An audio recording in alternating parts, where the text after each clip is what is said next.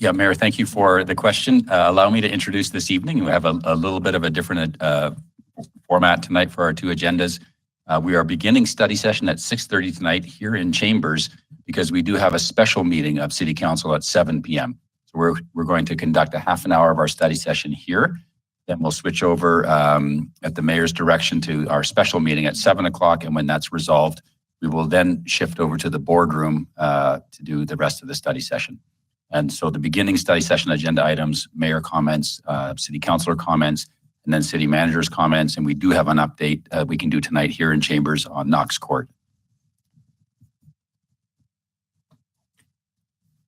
So council comments, anyone? Councilor Emmons? Thank you. I had the pleasure of attending the World Cultural Fair this past Saturday, and we were part of a dedication for the Fred Valenti Humanitarian Park and Vicki Bunsen Sculpture Park. And it was just a great time to see everybody out and about and just talking to the businesses down there. They enjoyed everyone coming by and just really the community and camaraderie. So great event. And then just wanted to, and I'll say it next week too, but just wanted to thank Westminster PD.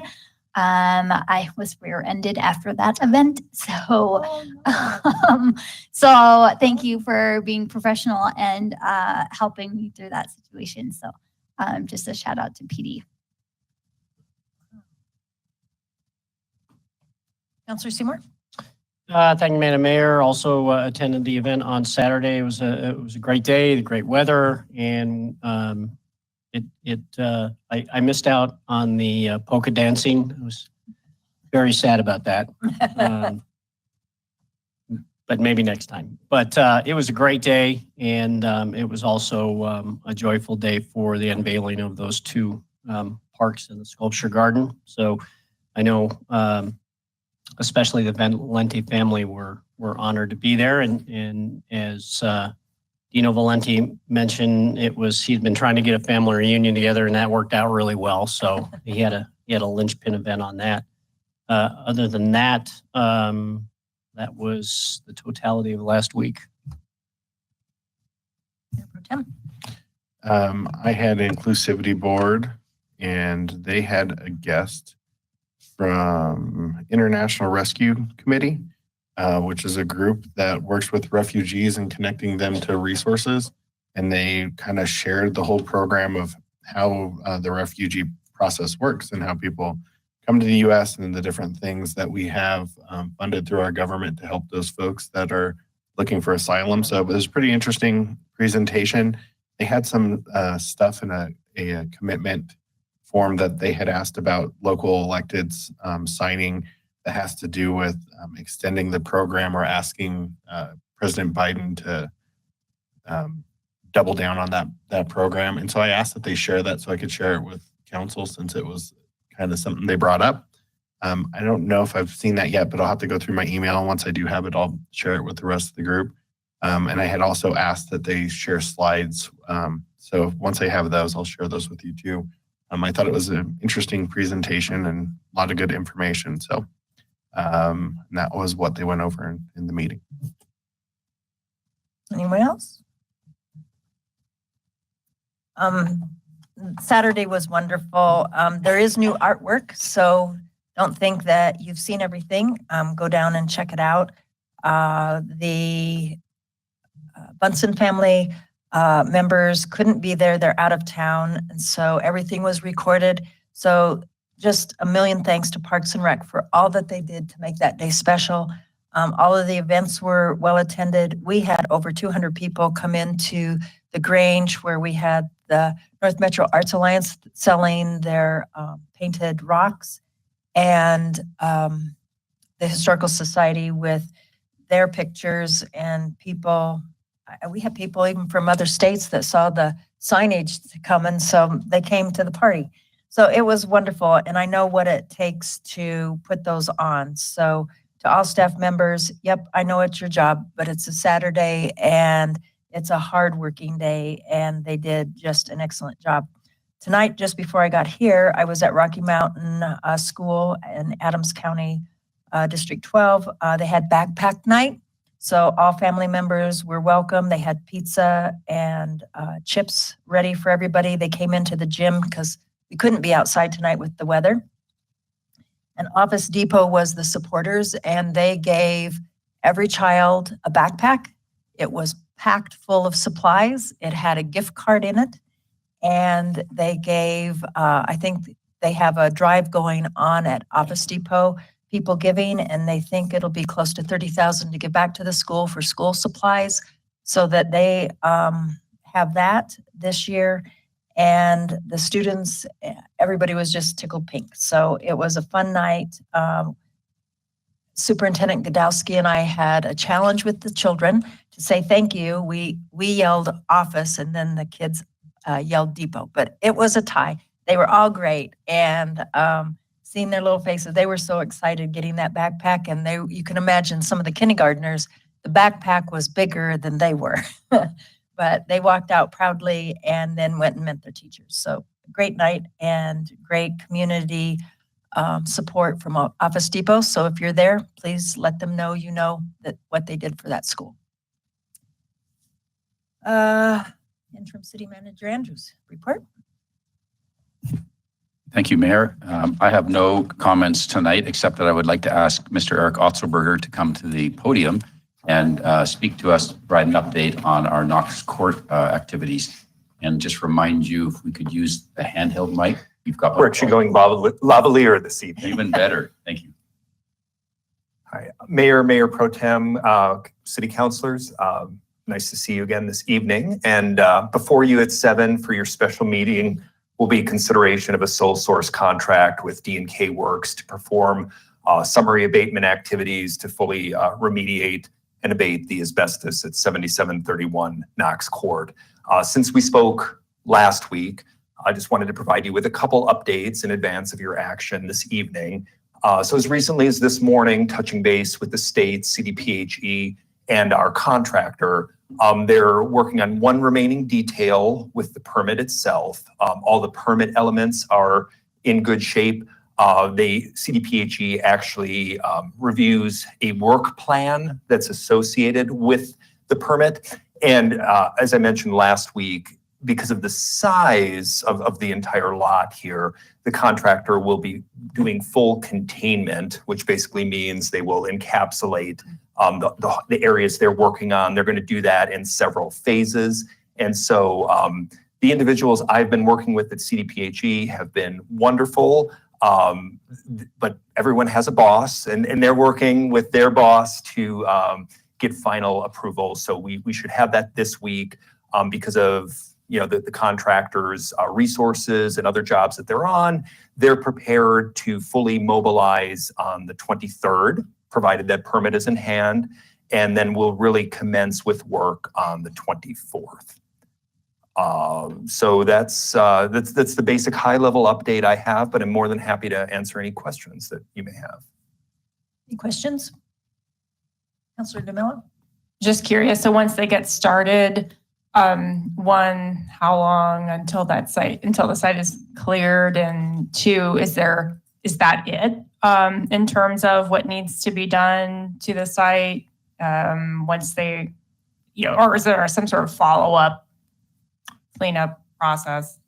Well, Councilor Nurmela, so while I'd love to provide an estimate around the timeline, I mean, they will be working as quickly as they can. However, with the full containment, what that means is it's a very condensed area. So unlike what they call an open air variance, which, as we've talked about previously, there are some public health and safety concerns with that, and less certainty related to permit approval and actually expedited progress. There'll be a lot of handwork. So if you can imagine, they'll basically encapsulate a section. They'll have a small skid steer that they'll be doing some work, but their crews will be doing a lot of handwork just because, while I guess anything's possible as far as encapsulating the whole structure. It just won't be conducive for heavy equipment. But that said, I mean, we should see fairly smart progress. We'll certainly provide council with updates as we go along. And then as far as additional work, once the asbestos is fully remediated, I think we can be in a better position to assess what other prep might be necessary to prepare that lot, and future discussions with city council as far as what is the future of that property. Because what we're prepared to do here with your potential action this evening is to abate the nuisance. However, what ultimately happens to the property, there will have to be further discussions on that down the road. Mayor Pro Tem?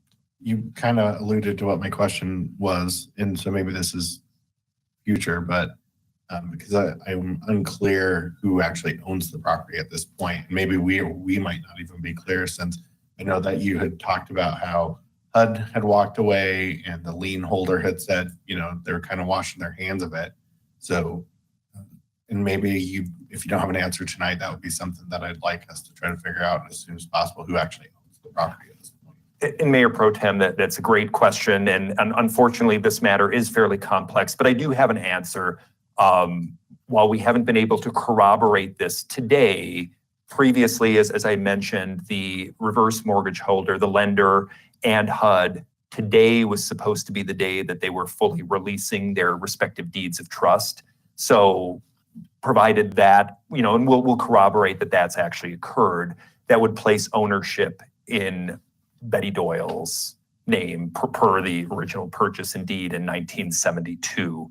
So there is, you know, in this complex situation, there's a junior lien from 2015 associated with this Ken McFarland Properties. It's a little unclear. I mean, we have district court information, work with Mr. Frankel and his team to gather as much data as we could. The original lien was for $3,000, $4,000. So I'm not sure, was it for property management? Was, you know, it was kind of like a mechanics lien sort of situation. So as we work forward, you know, the city's work here will represent a first and primary lien. So there will still be twists and turns as we go down the road here, and junctures where decisions will have to be made. But I think that all that aside, the short answer is Betty Doyle owns the property today. Thank you. Anyone else? Councilor Baker? I think you answered my question. We can put a lien on the property. Correct. Thank you. I don't see anything else. Again, thank you for all the work that you have done. And thanks for being here tonight so that we can keep this thing moving. Absolutely. Thank you, Mayor. Anything else from anybody? We don't want to start any presentations, I'm guessing. Mayor, you do have that choice. We could start a presentation. I believe the room is set up for that. You could do 15 minutes of, Okay. I believe, the first presentation if our presenter is here for our MMA.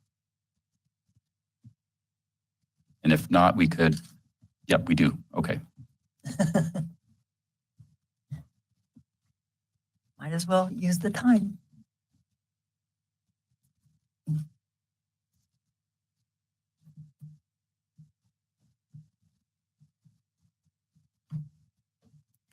Good evening. And we need to get you a microphone because. Oh, okay. Okay. I can speak loud too. Will do. Welcome. Thank you. I'd like to give just a few minutes, if I could, to the chairman and the vice chair of the noise roundtable to address the council, and just take a couple minutes to speak, and then I'll go ahead and give my presentation. Okay, perfect. Thanks.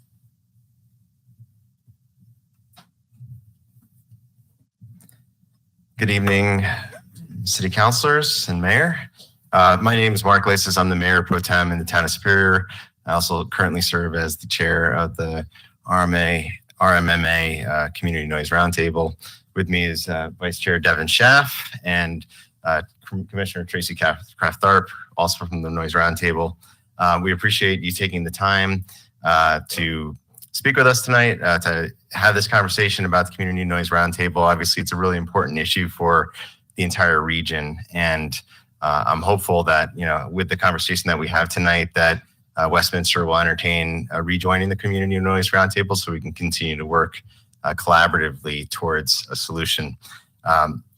Just real briefly, so one of the things that we've been doing over the past year and a half since the Noise Roundtable was created we've been looking at potential solutions to noise issues in the area. Obviously, that is a difficult problem with no easy solution. So one of the things that we've been talking about with Director Anslow is really the need for buy-in on a solution in a regional way that affects everybody, fairly equitably, that the pilots can get behind and that the FAA can get behind. And one of those potential solutions is the flight path egress and degress changes that are right now a potential solution that the airport is going to get behind, provided that it makes sense. And what Director Anslow has told us, and we've learned on the roundtable, is that the FAA is only going to bless flight path changes if they are properly studied based on data. It can't be something that's just done on a whim. It really needs to be carefully studied with necessary expertise on the subject matter. And those types of changes need to have buy-in from the community. So one of the challenges that we have on the roundtable is that we don't have any permanent staff. We don't have any full-time staff. We also don't have, subject matter experts that are on the roundtable. It's just comprised of elected members of city councils and town boards and county commissions. So we need to have that expertise brought in from an external source. So now that we have the budget for the hiring of a subject matter expert, we are working towards that. Our updated budget gives us the flexibility to hire consultants with the subject matter expertise on these flight path changes so we can move forward, study it adequately, and then ultimately, I hope, propose it to the airport and then to the FAA and get something like that actually blessed that would potentially deliver on what we're all trying to work on the roundtable, which is a regional solution to noise issues. So it's a complex problem, but what we've learned is that really any of these solutions needs to have the buy-in from all the members, and really all the members need to be the members of the surrounding community, not just the members on the roundtable. And I'm concerned that if the FAA sees any proposed solutions with a glaring hole in that puzzle, being Westminster not being on the roundtable, that we may not actually get the FAA to buy in because they want to make sure that any solution is actually going to impact everybody fairly and equitably. So I'm really happy to be here tonight. I'm happy to answer any questions, and I'll turn it over to Devin Schaff. Welcome. Welcome. Thanks. Thanks for having me. Devin Schaff with the City and County of Broomfield Council Member. So I can totally get I listened to the study session with Westminster City Council, heard some comments about how frustrating the first year and a half went for the Noise Roundtable. I share those concerns that it was frustrating. We did a lot of education during that year and a half, providing a lot of reasons why the roundtable was set up and how we got to the point that we are. We went through a lot of data and a lot of information to get to this step. And I think that where we go from here is really trying to put some of those pieces together. The solutions are probably limited in terms of what we do, but in order to move down towards getting the attention of the FAA, putting solutions in front of the FAA, it's going to take this regional approach, and it's going to take this regional buy-in. So we hope that Westminster will entertain the rejoining the roundtable. And again, I'm here to answer any questions that you might have. Thanks for having me tonight. Thanks.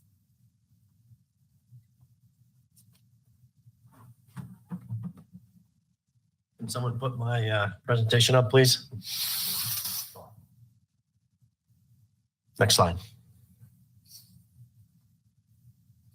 So to start the presentation, I'll give a little background on the airport. Next slide. We were founded in 1960 We are owned and operated in FAA parlance. That's called the sponsor is Jefferson County. We are the third busiest airport in the state.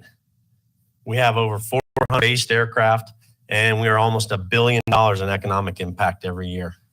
As you can see from the logos, we've got some Fortune 500 companies there, some large companies that are operating in and out of our airport. Next slide.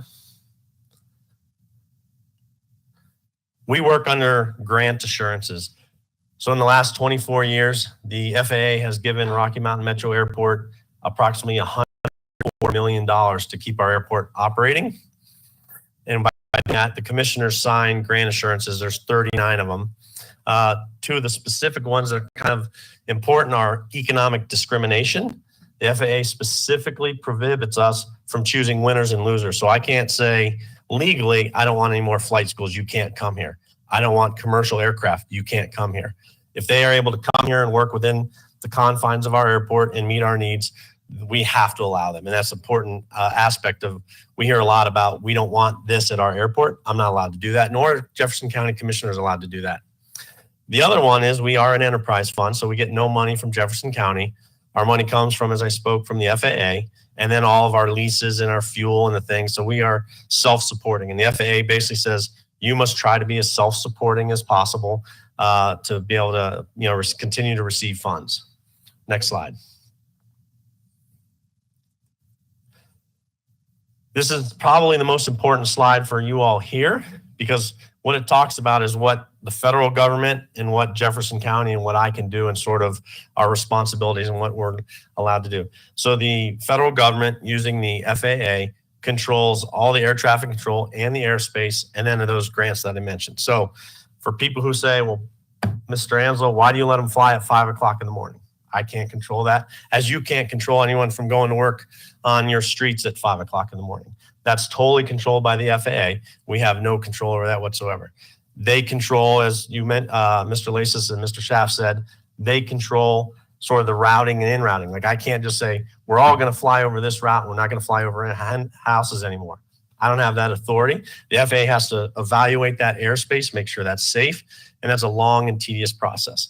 What Jefferson County does, using me as their director, is we are basically the landlords for the airport, as you are the landlords for the city. So I control the runways, the asphalt, the buildings, make sure the electricity stays on, make sure we're staying in compliance with all those FAA standards.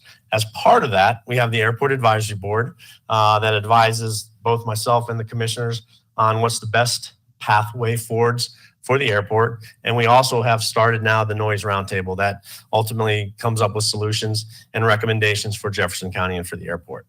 Next slide, please. If you look at this, this is actually a VFR Supplement. That's the name of the pub that pilots use when they're flying around. We're in the purple, right there in the middle. And if what you hear a lot is, well, why are people flying up into Boulder County? Why don't they fly to the south? Why don't they fly to the west? Why, there's all this open space to the west. Why can't we fly that? If you look at where we're located, off to the west is mountainous terrain. Mountainous terrain is difficult flying, dangerous flying, and the flight schools actually have specific courses that they teach to fly in those different difficult situations because of the downdrafts, the updrafts, the altitude. So most pilots, especially people who are training, don't go to the west because that's just difficult level flying unless they're on a specifically calibrated FAA course of, hey, this is how you go do mountain flying, and they have an instructor. You look to the south, there's basically Denver, a SAP or anything. So most pilots avoid flying over populated area. That's the yellow. Off to the east is Denver Airspace. Denver Airspace actually lies right over top of our airspace. So if you're a pilot and you are flying in our purple circle, which is 5 miles up to 8,000 feet, or the different shades of, I guess that's blue to the east, you have to be talking to an FAA controller. And so you can't go, oh, I want to turn right. You have to actually ask permission. You can't climb or change altitude. So that doesn't equate itself to good training. What good training is, they go out to what's called uncontrolled airspace, which in our situation is mostly to the north. They go out over there over open space, over different areas where there's not many households, and they practice their prescribed FAA maneuvers. So they've got time turns, time climbs, turn over specific spot on the land, and they go through those different training requirements from the FAA. So again, when people say, well, why are you driving all your traffic? Or the commissioners are telling all these planes to fly north. Again, we don't have the authority, but also from a common sense aspect, most of the traffic is going north because that's where the uncontrolled airspace, the train's airspace is. Next slide, please. This is what our local pattern and our ingress and egress is for IFR traffic. So if you look at the green lines, all of our IFR, which is mostly those jets that are taking off, take off, turn slightly to the right, climb up to a certain altitude, and then depending on where they're going, they then hit a follow-on point. Same thing with the ingress. That's basically they line up, 15, 20 miles out, they get in a narrow track, and they come in and they're on an IFR. That's instrument flight procedures. Completely different than VFR, which is visual flight procedures. And so those are our IFR ingress and egress out on our primary runways. The two yellow ovals, what we call our local pattern. So every person that's flying is required to fly so many landings, so many hours during the day and during the night. That's not including training. So if you're a full scheduled pilot, you're required to keep your proficiency. The best way to do that is you go up and you do 3 or 5 landings or 6 or whatever, and then maybe go hit another airport and do it over there. That pattern is standard at every airport in the country, if not the world. There are a few exceptions in different places, but for the most part, every pilot that flies in the United States flies that pattern. So you fly your upwind, your crosswind, your downwind, your base, and your final. Now, if you look at that, people go, well, I live just outside that circle. Why are planes flying over my house? That is a textbook pattern. Doesn't equate weather, doesn't equate extra traffic. So as the tower who's controlling those aircraft, more planes are coming in, trying to land, trying to fly. That pattern may get stretched out. Doesn't mean it's illegal, doesn't mean it's wrong.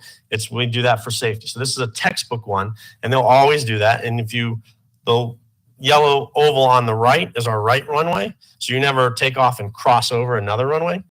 That one goes to the right, and our left runway, or we call it our south runway, that pattern goes to the left. Next slide, please. Okay, let's talk about operations north. That's why we're here, right? Next slide, please. This is our operation since basically the 80s. Goes actually back into the 70s. And a lot of people have been saying it's never been worse. The operations here, the noise has never been worse. And that may or may not be true, but the numbers basically show that, we had almost 250,000 operations back in the 70s. And if you look, aviation follows the economy generally. So if you think about just before my tenure here in 2008, 2009, our operations are way down. It takes a year or two for the sort of that recovery. And then from about 2012, we've gained, 10 to 15% in operations per year. Obviously, all those time the economy's been going well. The economy so far is going pretty well right now. Our operations are up even more this year, and we're trending higher. The other driving factor in that, and this is unheard of in basically 5 generations, airline pilots are required to retire at 65. They are retiring at a massive rate. If you follow the news, the aviation news specifically, all the cancellations, all the trouble in aviation, a vast majority of that is a pilot shortage. We don't have enough pilots to fill the planes for all of us to get in and travel around the country, around the world. So as a young person, our flight schools are going gangbusters because that is a great career path. So instead of spending 4 years and hundreds of thousands of dollars at a university to may or may not get a job, our flight schools are able to guarantee you a job that's well paying with an airline the day you graduate from their syllabus.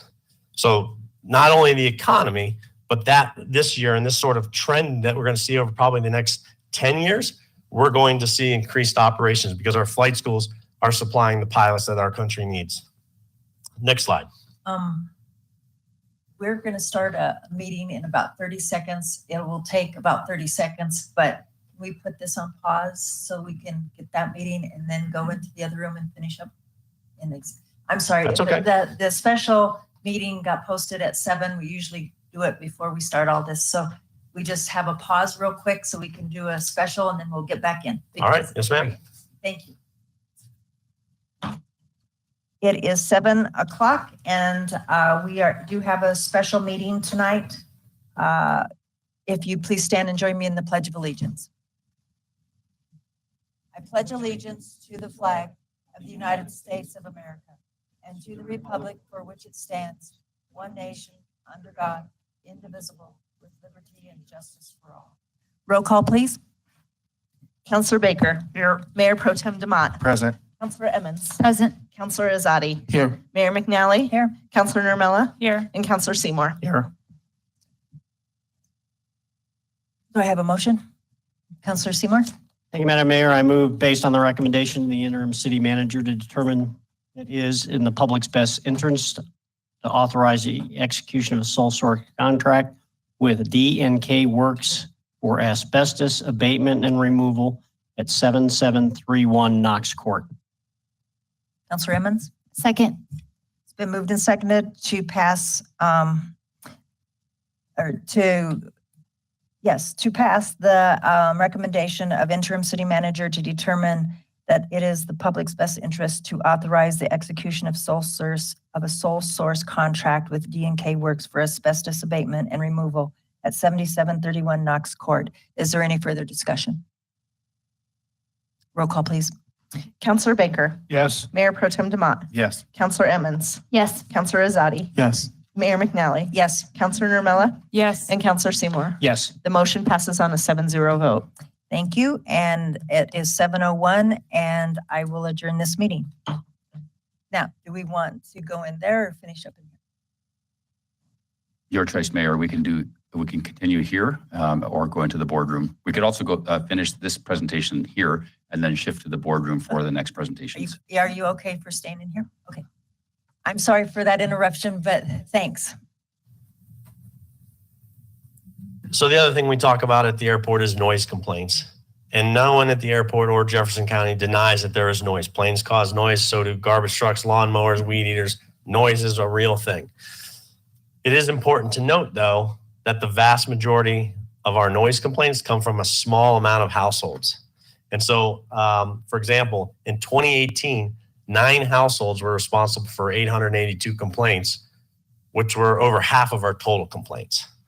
So it's people who are mad about noise are very passionate about it. Some of the numbers we have, and I'll just use Westminster, estimated households are 44,000. Individual complaints are about 556. Those households filing those complaints are 138. So in Westminster, 0.31 of your households are filing noise complaints. You can use Arvada is 0.02. Broomfield is 0.25. Louisville is 1.26%. So in all, again, I'm not saying, there's no noise and there's not a problem, because we believe there is, and we believe there are some solutions, which is why both the airport and the roundtable members would like you guys to come back to the roundtable. But it's not a majority of the people. It's actually statistically not that high. Next slide, please. The other thing is people are like, well, your airport ops have grown so much, it's just beating us down, which again, we have. I believe we've grown at about 35% over the last 20 years. But if you look at the amount of households that have come in, if we go to Westminster, in 1990, you had 74,000. You have 113,000 now, which is a 52% increase. Superior in 1990 had 255. They're up to 13,000 households. So they're over 5,000% increase in households. So when you look at our numbers, yes, we're growing as you are. This is a great place to live. People want to live here, but we're less than what the household people are coming in. So our operations are now not outstripping people who are living here. Next slide, please. So how did I get here standing in front of you today? I took over the airport in December of 2017. A councilman from Superior reached out to me and says, no one will talk to me. Like, I've called the airport, I've called the county, no one will come to us. So I went and talked to her, and then I produced a presentation about a month later. So in early January, February, I went out to meet with the Superior Town Hall. We then, as sort of a secondary thing, created a noise task force. At the time, we didn't know, that the FAA's preferred method was roundtables. We started going through our voluntary noise mitigation procedures that we are allowed to do. So as an airport director, as I said in the beginning, I can't tell you can't fly in the morning. I can't tell you can't do 10 landings that you're only allowed to do 2. But we did create voluntary noise reduction measures that the flight schools follow very specifically, and we believe actually have reduced the amount of noise. Let's see what else we did. Then the FAA administrator from Seattle came down and says, what you guys are doing is great, but if you really want to be successful and you want to take this to the next level, anything that the FAA takes a look at has to involve all the community members in the area. And the reason they do that is they don't want certain neighborhoods coming together, working with the airport and saying, well, we're going to put all the flight traffic over Westminster. And since they're not in part of our noise roundtable, they can't fight that. And so what they do is they say, no, everyone has to have a voice at the table. We have to have consensus. Once we reach that, then we can present to the FAA our ideas and our plans, and then they review it. And again, the thing about airspace is it's incredibly complex, and it's just not, well, we're going to fly over here, because as you looked at that airspace map, all around us are things that could affect safety. And so it's a long process. But in the end, we think it could be a positive process for both the airport, the pilots, the flight schools, and ultimately the communities that we all fly in. Next slide, please. Okay, we talked about changes in flight procedures. What we've done is what we're allowed to do is actually get voluntary measures. We have them climb as fast as they can. We have them fly in steeper approaches to try to keep the noise off. The flight schools have actually initiated a voluntary curfew of not flying after 10 o'clock. Now, again, that's not something if they do fly after 10 o'clock, I call them up, I'm like, I'm going to cancel your lease. You guys are done. Because if you're a person who works during the day, and if you remember, you have to fly so many hours at night, that may be the only time you can fly is after 10 o'clock. But working with them, we went from about 6% operations after 10 o'clock down to less than 1% of our operations are after 10 o'clock on the flight schools. Again, we have businesses and we have other things that are flying 24/7, but we think that was a very positive step. We're working, and we're going to be working with a subcommittee of the roundtable on regulatory FAA-approved routing to reduce those nodes. So try to put those routes inbound and outbound over specific checkpoints along the ground. And that's why we would like you back in the roundtable. And that's why we really need the consultant, because to get it from our ideas and our flight schools and our air traffic control into that airspace and have it worked really takes someone who's a lot smarter than I am, a lot smarter than my staff are. We don't have that expertise. So that regulatory FAA approved routing is what we're really looking for. And we think that's going to be the most bang for the buck when it comes to noise mitigation in the area. We're constantly doing outreach and engagement. We meet with our flight schools regularly. We talk to all their new CFIs. The progression from a flight student is he goes through, gets so many hours, gets so many qualifications. He becomes an instructor, gets so many more qualifications, so many more hours. Then he rolls out to the airlines and gets his job. Well, that's sort of a revolving door. So we always have to continue to educate. So we meet with them regularly and continually talk about our noise mitigation procedures and let them know. The other thing we do, and I invite each and every one of you to come out either one-on-one or as a group, but we do tours at the airport. And when you actually come out and spend 3 hours on the airport, you realize how important, how big, how business-wise, how many jobs, how many things are going on beyond just flight schools. We have Polaris aircraft. We have firefighting, both federal and state. There's a lot going on. So to be able to spend a couple hours and learn about the airport, I think it would help you all and all the tours we've done for other people to learn about the airport. And then we're also working through the roundtable, land use planning, trying to make sure that people aren't building, single family homes right at the end of our runway. That, of course, is going to cause noise complaints. People are buying, as you all know, houses sight unseen. That's never happened in our history before. So people are coming out, and we did a presentation about a year ago where we got ads off of Zillow. It's like nice park-like setting, right? They're right off the end of our runway, and people are buying those houses, then coming out and going, whoa, I didn't know about that. So we'd like the people to know about what's going on. We like the use of navigation agreements. We also like the fact that we'd like to have realtors put that in their, navigation agreements come at the closing documents when you've pretty much convinced yourself you're going to buy the house and you're signing a stack of documents that's 1.5 inches thick. You may not read it. We want that to be upfront so people can make educated decisions. Next slide, please. And have you had any success with the realtors doing that? No, ma'am. They push back. And I think, again, I don't want to disparage anyone, but I think they think that will lower the sales of the house and less people interested. So we haven't had very much luck with that, but we won't stop trying. So this is our, those green signs are actually posted all over the airport on our fence lines, at our gates where pilots are going out to their aircraft. Those are our voluntary measures. And then the purple and white one are a little bit more in depth. So those are in every flight school on their front desk. They call it the A book. When you sign out an aircraft, you take it and you read it, make sure all the maintenance, make sure everything's good. And in there, that procedure is in there. Those CFIs, those certified flight instructors, are briefing those procedures on every flight. So we're getting the word out, and this is also on our website. Next slide, please. Okay, we have plans for Rocky Mountain Metro. If you look at this was from our 2011 Airport Master Plan. Sort of on the right-hand side of the map, there's a light blue colored area.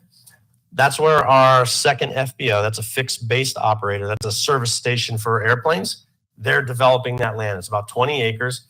They've built their terminal, which has got a pilot lounge, room for the passengers that go out on planes, workout room, nice little, nice, beautiful building.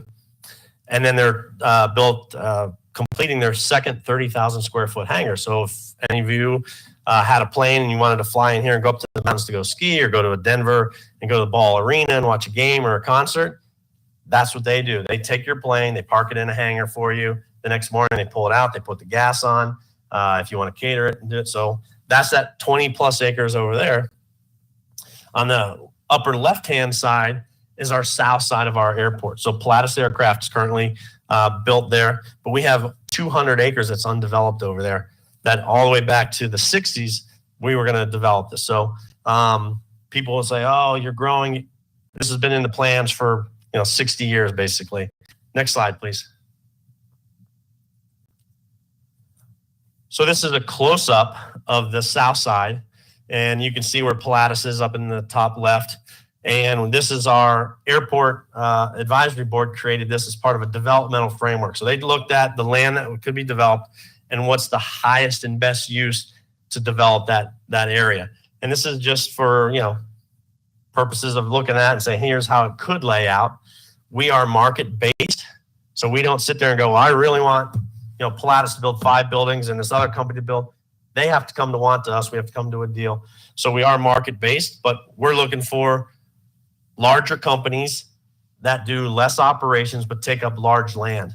So we like the idea of Pilatus because they've got a 120,000 square foot building. They've just built another plane. They've got over, I believe it's 150 jobs, and they fly probably 25 times a month.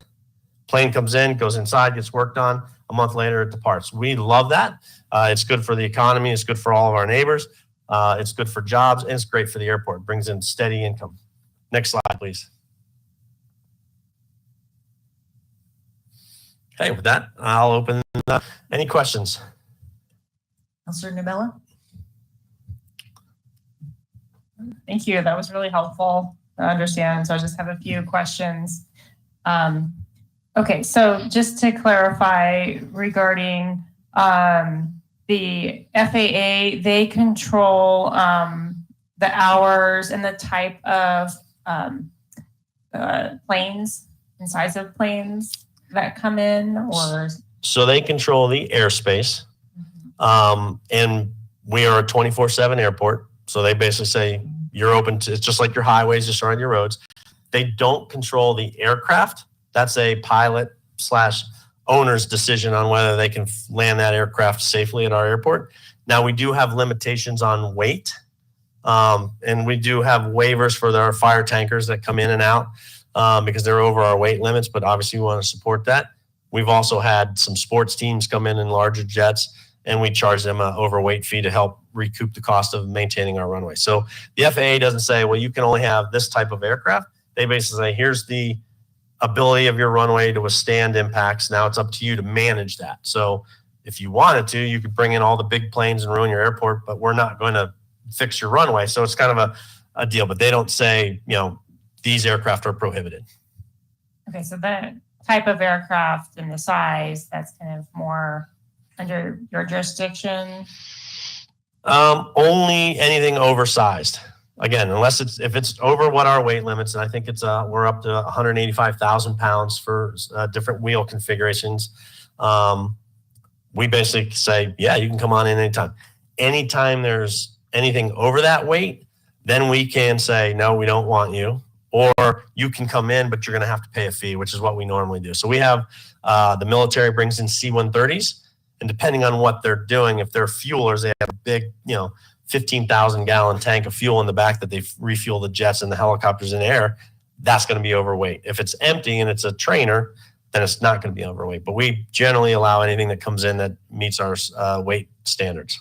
Aside from weight, is there any limitations to noise impact from certain types of aircraft that the airport as an operator can refuse to have or set guidelines on? No. And the reason we don't do that is because the FAA certifies these aircraft to fly, just like, the DMV certifies aircraft or, vehicles on the road. So you get your safety inspection and you're allowed to operate on the road. So we don't set anything over saying you're too noisy, you can't come in here.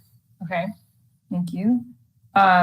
If the area where the planes are flying now to the north in the airspace, if that becomes more developed, what happens then? They will most likely continue to fly up there. Okay. Again, I can't say what a pilot would do, but as a former pilot, that's what I would do. I would just say our space is getting smaller. It's not great, but that's the best option we have. Okay.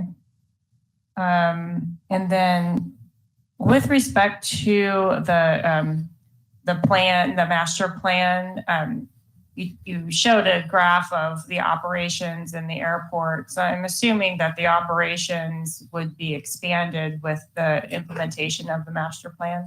So we currently have a master plan. It's not a requirement from the FAA, but most bigger airports do. It costs us about $1 million, of which the FAA will generally fund if it fits into our overall CIP plan.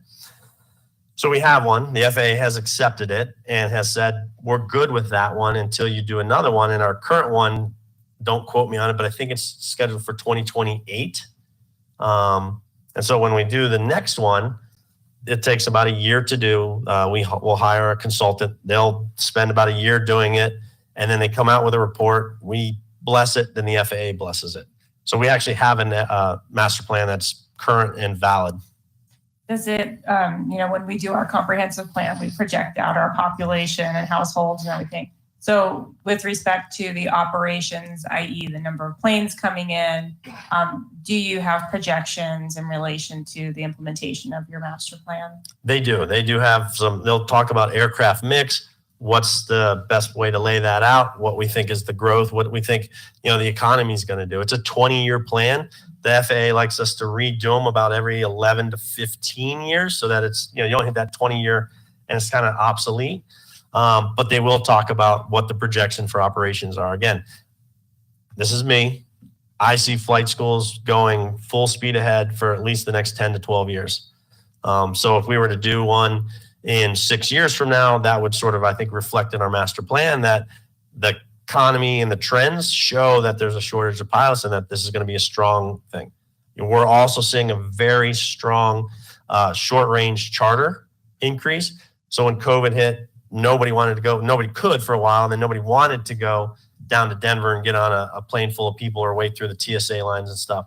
So they're seeing a huge increase in sort of that short to mid-range business travel on charter planes. So the company doesn't own the plane, or sometimes they do, but that I think would also tend to trend strongly going over the next 15 years. So do you see us potentially going back up to 1970 level? Get out your crystal I ball. don't. And here's why. We have all of the flight schools are at max capacity right now. We don't have ramp space for them to add more planes. So there's actually now a waiting list to get into most of our flight schools. And there's also a sort of a delay. So you sign up and then you don't start for several months because there's just no planes available.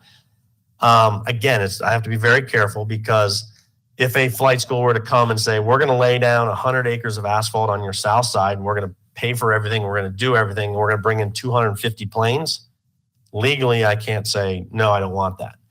What we did do, which gives me more power, more control, is we created the developmental framework using the Airport Advisory Board and then our strategic business plan. So as an airport operator, I can use the highest and best use. And I think our highest and best use for flight schools is right where they're at. What I want to do on the south side in the future is get companies like Pilatus. I think that makes more sense from the airport's perspective, for the community's perspective. But again, sort of, there's a legal aspect to that. We have to just be very careful with that. We don't get in trouble with the FAA. So as we develop, we as an airport staff are going out and courting businesses that are, we call them MROs, maintenance and repair operations, that have lots of jobs, lots of land, because we like big leases, but not that many operations per thing. And that's actually, there's a matrix in our strategic business plan that kind of goes through that and says, you know, this type of business has high noise, high operations. So we kind of rate it a little bit lower. This kind of operation has, you know, low noise, low operations, but good jobs. So we like that higher. Okay, that's helpful. And finally, last is kind of more for staff. I'm just curious to know if we as a city can require navigation easements to be provided more upfront. You know, like I don't even know. It's just a question if we can make realtors provide that information earlier on in the process if it's a property in the city. Maybe you can get back to me on it. So I don't have the exact answer, but one of the things that the roundtable did at our last meeting, I thought was probably one of the best things we've done, is Broomfield does a really good job on working with their developers and making them work with acoustical engineers and doing 3-pane glasses and extra glass and extra insulation. And so they're doing best practices in sort of airport parlance. We like, and as the airport roundtable, we think we're going to create that best practices and send it out to all the local governments and say, hey, we really think, even though you're not required because you're not in the airport influence area, we think this is a best practice to help your people understand, you know, new builds, the houses will have better sound attenuation. But when someone comes in to buy it, then they're also getting the heads up earlier on. Thank you. Mayor Pro Tem? First, just to add on, I was interested in that too, as far as notification, kind of along the same lines of what we were talking about, in the different situation with metro districts. So generally knowing what our ability is to do notification with the sales, whether they're or resells, I'm interested in for a variety of different reasons, and those two are the two that come top of mind. First, thank you for coming again. I was the one who recommended, and I had been talking to Commissioner Kraft-Tharp after we left and trying to figure out how we kind of reset and also educate some of my colleagues who weren't here the last time that you presented. I'm sure you've noticed there's different faces up here. There's 3 of us that were here before and 4 people who hadn't heard this presentation. So I appreciate you taking the time to do this again. It wasn't that long ago that you were with us. I do appreciate the fact that you guys listened to some of that study session, because that's helpful, and you've already tried to address some of our concerns. So I appreciate that as well. I would like, if we're going to talk about moving potentially to come back, I think you hit on some of it. It's just knowing what are some of the goals that we're going to go after, so that we know that the tax dollars are being spent on towards a goal, even though some of it's outside of our control. One area though that I haven't heard much of, and I feel like we talked about it a little bit the last time you were here, was the concern about environmental concerns as far as lead, because that's one of the things that in the study session we talked about, that we've had a handful of community members bring that up multiple times. So is that something that, and if you talked about this last time, I apologize, I just simply don't remember, like what is required, and then potentially what is there something that the roundtable might be willing to do on top of to address those concerns? Because I feel like the concern is out there, and it's grown as people have talked about it, because then other people, it's the way it goes. Then other people are like, oh, is that something we should be worried about? I think the council wants to at least be able to figure out, how do we put that concern to bed, and either validate it or not. Okay. So that's kind of a two-part answer I'll try to give you. The noise roundtable was formed to deal with noise. So lead is kind of out of their purview, even though it's come up and we've discussed it. And I'm not saying that we couldn't further discuss it, but the reality about the fuel is it is mandated and set by the FAA that that's the fuel they will use for the specific aircraft engines. There are new fuel technologies coming out, and within the last 6 or 8 months, the FAA has approved this new fuel additive. So it's non-lead, but it does the same thing for, I believe, 3 engine types. And the reason it's important to know that is if you put the wrong fuel in one of these planes, they're going to sputter. They're not going to have the power that they're going to need to be required. And we're going to have incidents, and we call them mishaps in the government. We don't like to say crashes. So there's going to be mishaps. And so until the FAA says all these aircraft can use this fuel, there's no way for me to direct it. As a matter of fact, I can't direct it anyway, because again, I am allowing my FBOs, my service stations, who are selling, FAA approved fuel to things, they're running a legal business. Now, we are all in support of electric planes. We're all in support of non-leaded fuel. But just like the noise roundtable and these FAA ingress and egresses, it's an incredibly complex situation. So I believe we're at least 5 years out before the market says there's enough engines that can accept this new fuel that our FBOs would then install the required 10,000 gallon tanks, and now have because now you can't mix fuel. You have the leaded fuel for some aircraft, the new fuel for other, and there's a cost and a cost basis analysis that needs to be done by our FBOs. But I think we're on that trend. Again, they've been thinking about this and talking about this for over 20 years. And early this year, I think it was in January, early February, the FAA approved it for certain engines. As they go forward, they're going to continue to get more and more engines. And once those engines are approved, we'll be able to do that. But until then, there's really not much either the county can do, I can do, or the noise roundtable can do until there's a fuel alternative that's actually approved by the FAA. So that's very helpful. And I guess one of the things that I would hope as a group of potentially impacted municipalities, because again, I don't know if that's really a fear that we need to worry about or not. But knowing the guidelines and rails that the group is going to stay within, so that we can share that with the community. But then furthering that, I think it's important for us to then know who is the proper authority for those concerns, so that we as a group of electeds, whether we do it as a group and say, hey, we want to at least, we know that our communities are concerned about that. So let's with one unified voice say, hey, whoever that authority is, this is a concern. How can you help us with it? That's something that I do think the roundtable still could do, even though maybe it's not in their preview or purview, just because for the same reason, it's one voice is louder to me. So that's something that I'd like to hear potentially maybe some of the other members of the roundtable, your thoughts on that. But those were the two things that I wanted to bring up with you here tonight. Councilor Baker? Thank you. Let me understand the situation. You work for the FAA. No, I You work. get your money from the FAA. No, I work for Jefferson County. I'm a Jefferson County employee. The airport gets funding for our runways and our taxiways and infrastructure at the airport from the FAA. And the FAA controls everything about it. Not everything, but they can, yes, they're a big controller. Everything more than an inch off the ground, they control. That is correct. We're not moving the runways, No, we are not. you know, and your approaches and your departures are going to be at 120 degrees or 300 degrees, because that's the way the runways are. That's correct. I have not heard one thing you've said except voluntary stuff about a way to reduce noise. That's incorrect, but I'll keep What's listening. incorrect about it?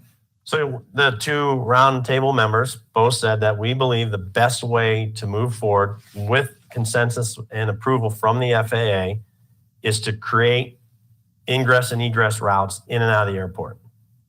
So when you depart and you're heading up to the north or you're heading out to the south, those paths are on our charts in the pubs that pilots are using. And they would say, you know, go over to that lake, from that lake, go to that smokestack, and then you're up out of the airspace. Okay, those would be really VFR rules. That's correct. And your IFR rules are going to remain the same. IFR is not going to change. And it's good to know less than about 3% of our noise complaints are from IFR traffic. It's 96 to 97% of our VFR traffic, which the vast majority of that is in our local pattern, so our lantern pattern. So if you're to ovals, that pattern there is what generates most of our noise complaints. And that's mandated by the FAA. That is. Okay, and we're not going to change anything about that. We are not. Okay, so there's only this tiny fraction about really departure lines out and arrival lines in that can change, and that, what, is 5% of the traffic? I would say that's probably 70% of the traffic, because most pilots don't go up, fly 5 times around in a circle and land at the same airport. Most of them, if they're going to spend the time and energy, they're going to take off, they're going to fly to a different airport. And in this area, they may land at 3 or 4 different airports and then come back. So that would solve that problem, was taking that 70% And that of is people. really 70% of your traffic? I believe so, yeah. So, okay, your IFR is only 3% of your traffic. No, I don't know where you're getting 3%. Well, you told me 3% are the IFR. Complaints. No, of the ingress and egress.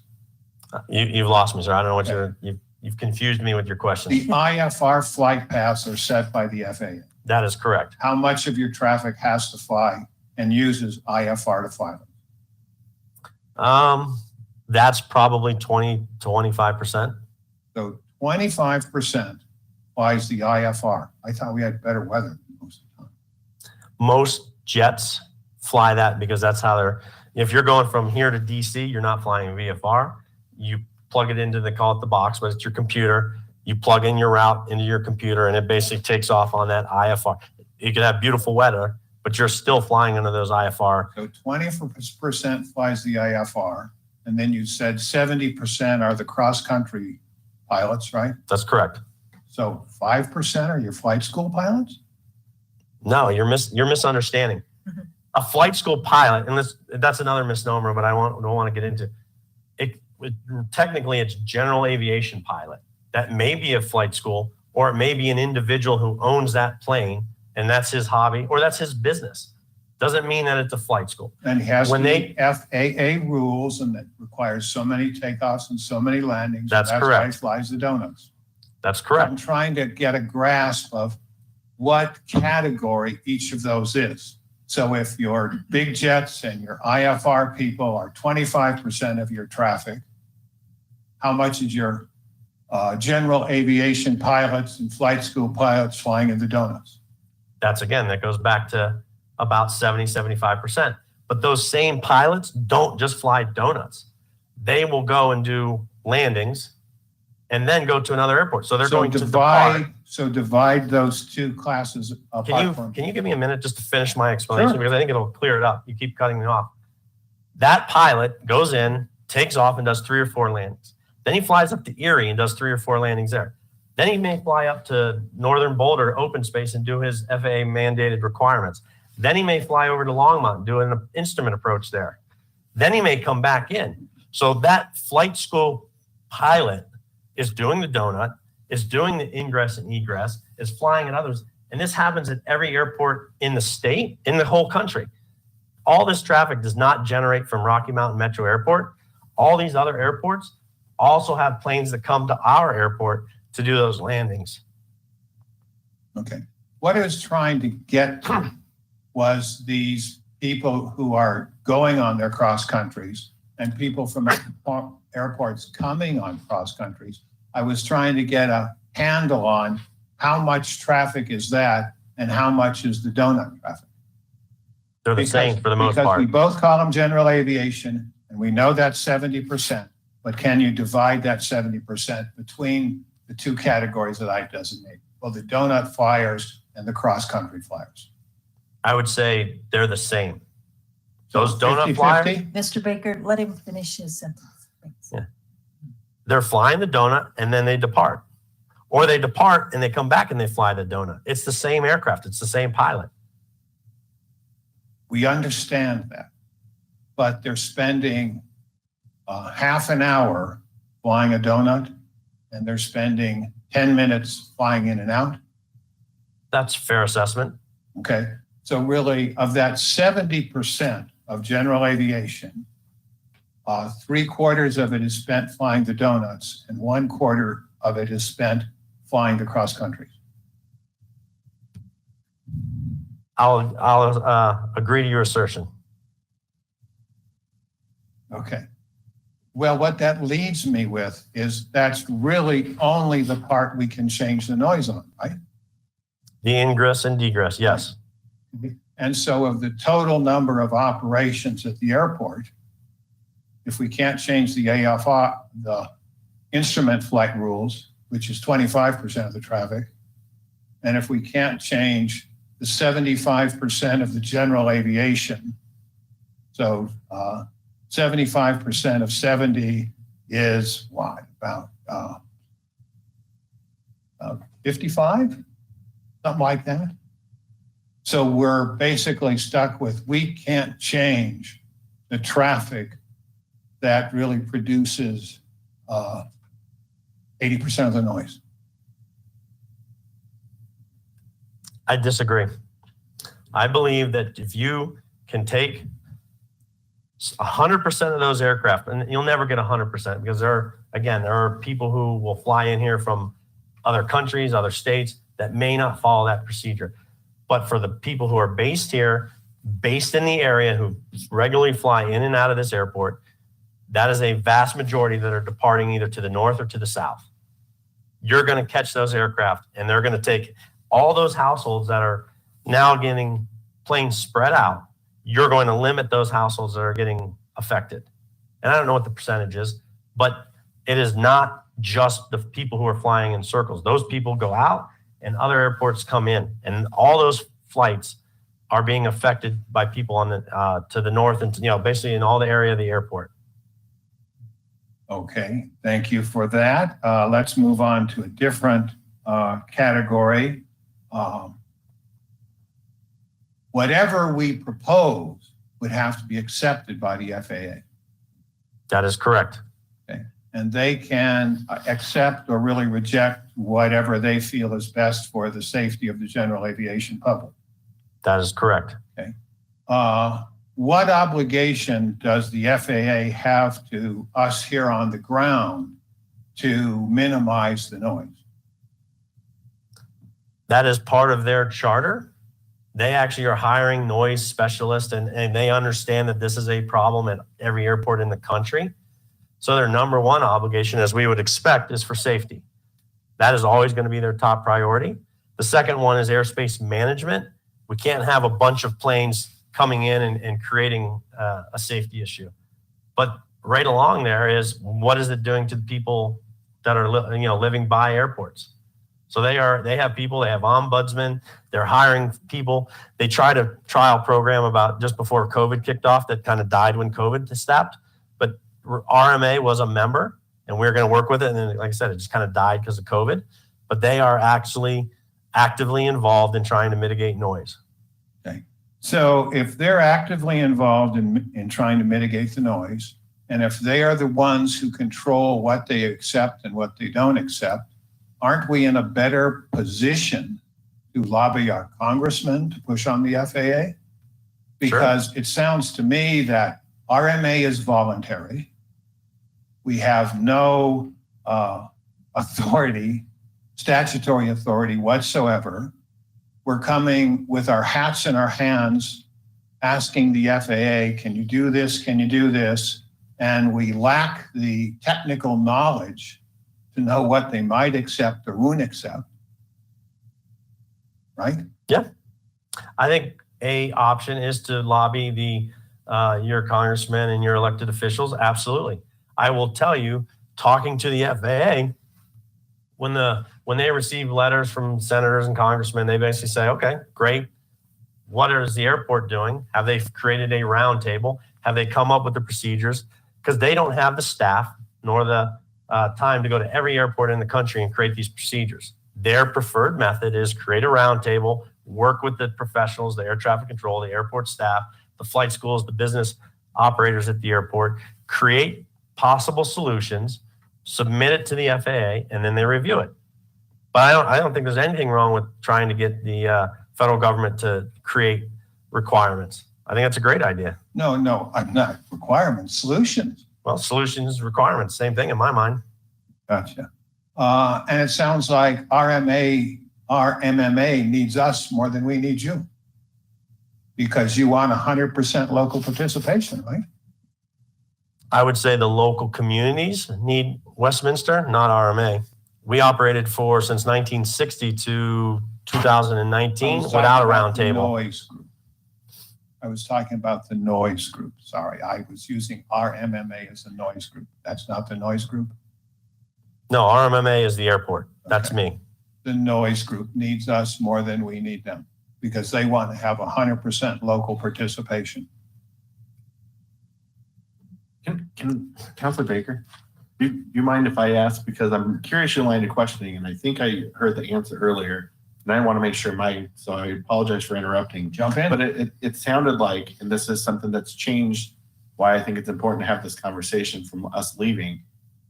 From what I heard from you and earlier from the chairman is that in order for us to go through the preferred method, which it sounds like that you've learned a lot about this even since last time you came up Yes. to us, is to do these roundtables. But in order for them to validate the roundtable, which is their preferred method, we need each other, because if we go it alone, they're going to say, well, why didn't you go to the roundtable?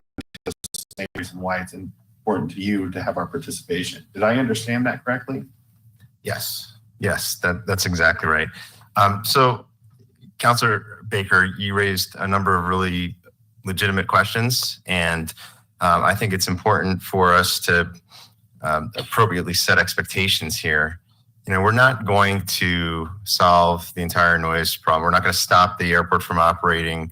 We're not going to, just like we're not going to stop Colorado from growing in population. We have an existing airport. We have an existing densely populated area. We've got mountains to the west and a international airport to the east. We've got these significant problems that are hampering the total possible solutions, right?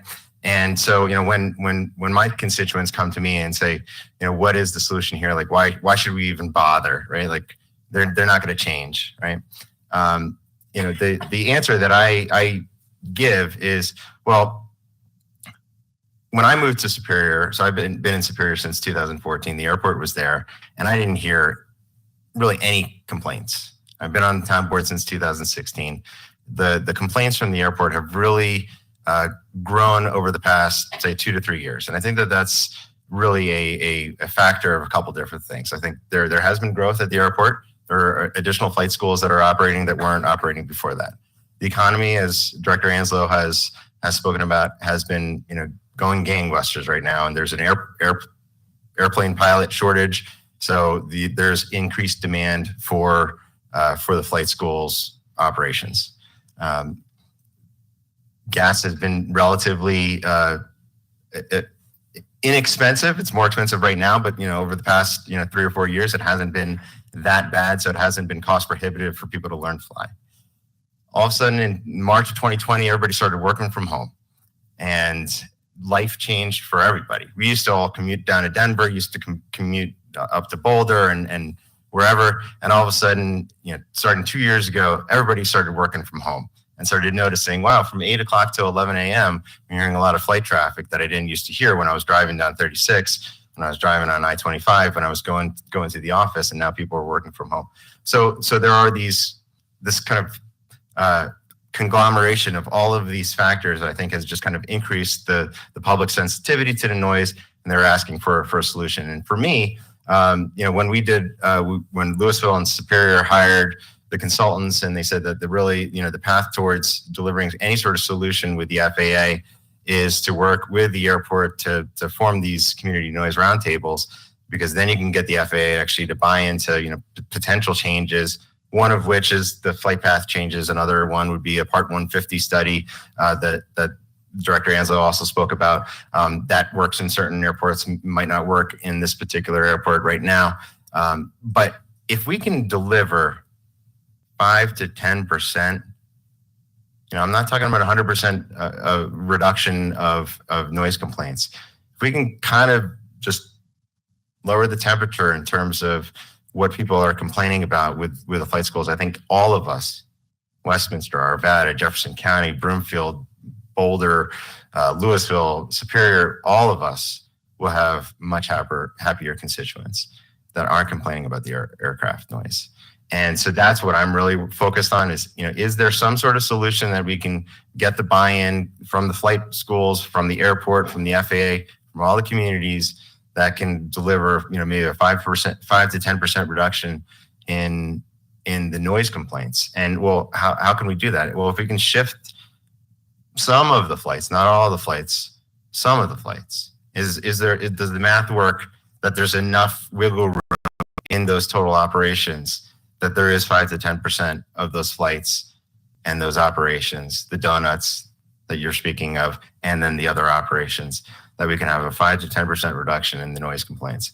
If we can deliver that, do I think that we've actually done something and succeeded? I think absolutely. And, is it a perfect solution? No, but very well as elected members of the city council here, sometimes there are really no perfect solutions, right? Sometimes you have a decision to make, and it's which is the best of two bad choices to make. And you just have to make the decision and believe in your heart and our hearts that it's in the best interest of the community at large. I think a successful roundtable is in the best interest of all of our community members. If we can reduce the flight complaints, I think the quality of life of all of our constituents improves, and I think we will have done our work. Councilor Zadi? Thank you, Mayor. Thank you, Paul, for your presentation. It was very insightful, interesting, and I'd like to thank my colleagues for the number of questions. I think they were all very valid. So first, I'd like to start with a statement and then a series of questions. The statement part, I would like to advocate for Westminster to get back into the roundtable.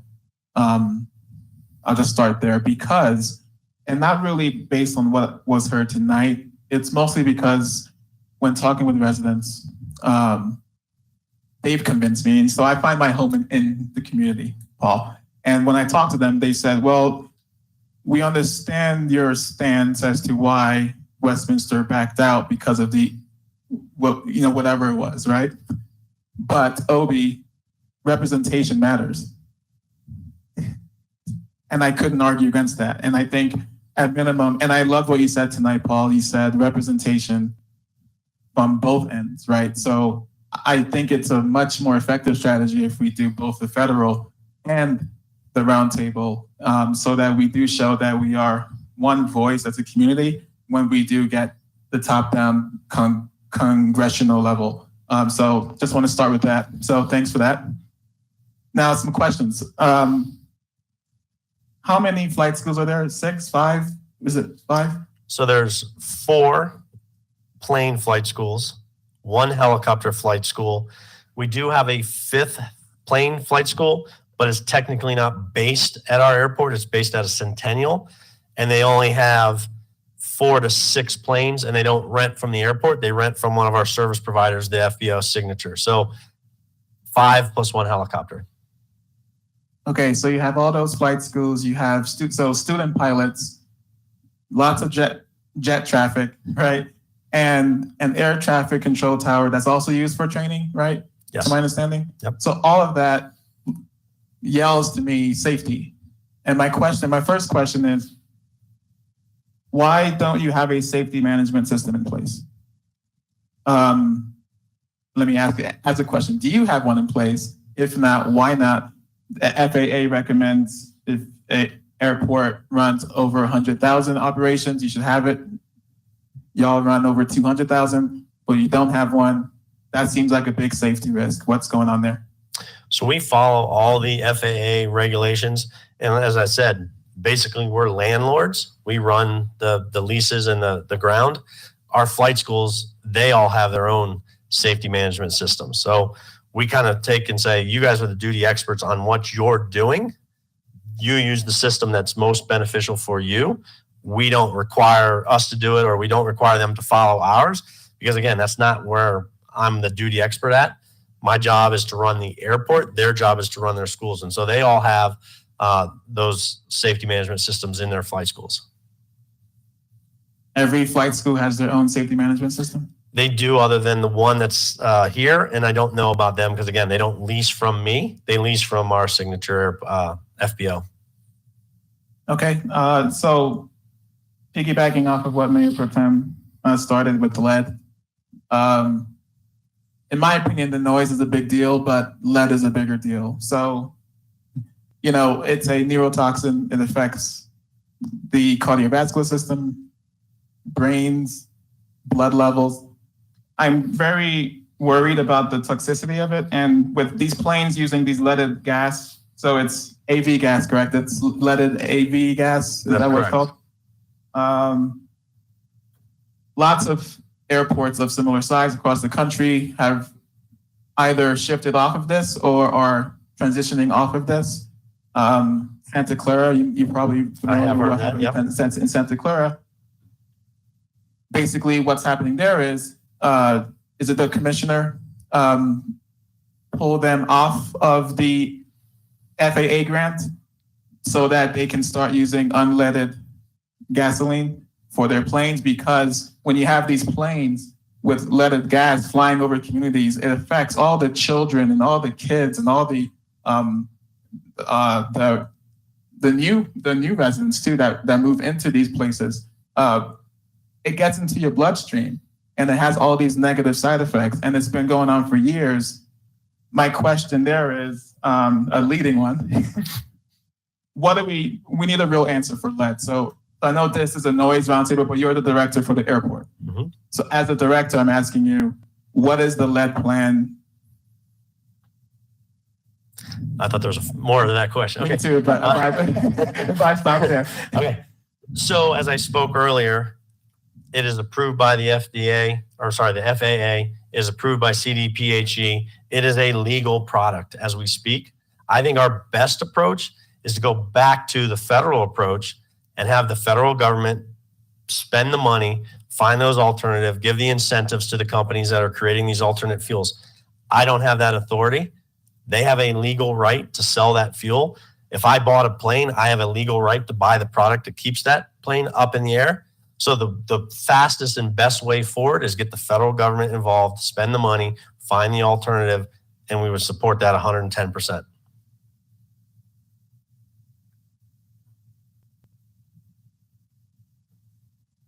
To my understanding, though, that's not the only path. That it's not just a federal, that you actually do have some options there to provide these alternative fuels that are available if the airport provides it. So I think it's a FAA grant thing, perhaps, where because you're taking the grant, then you have to abide by what they say it's allowed to. That might be a good reason, but from what you're saying, can you explain more? Because yes, it's the airports, from what I've been reading, that they have the authority to.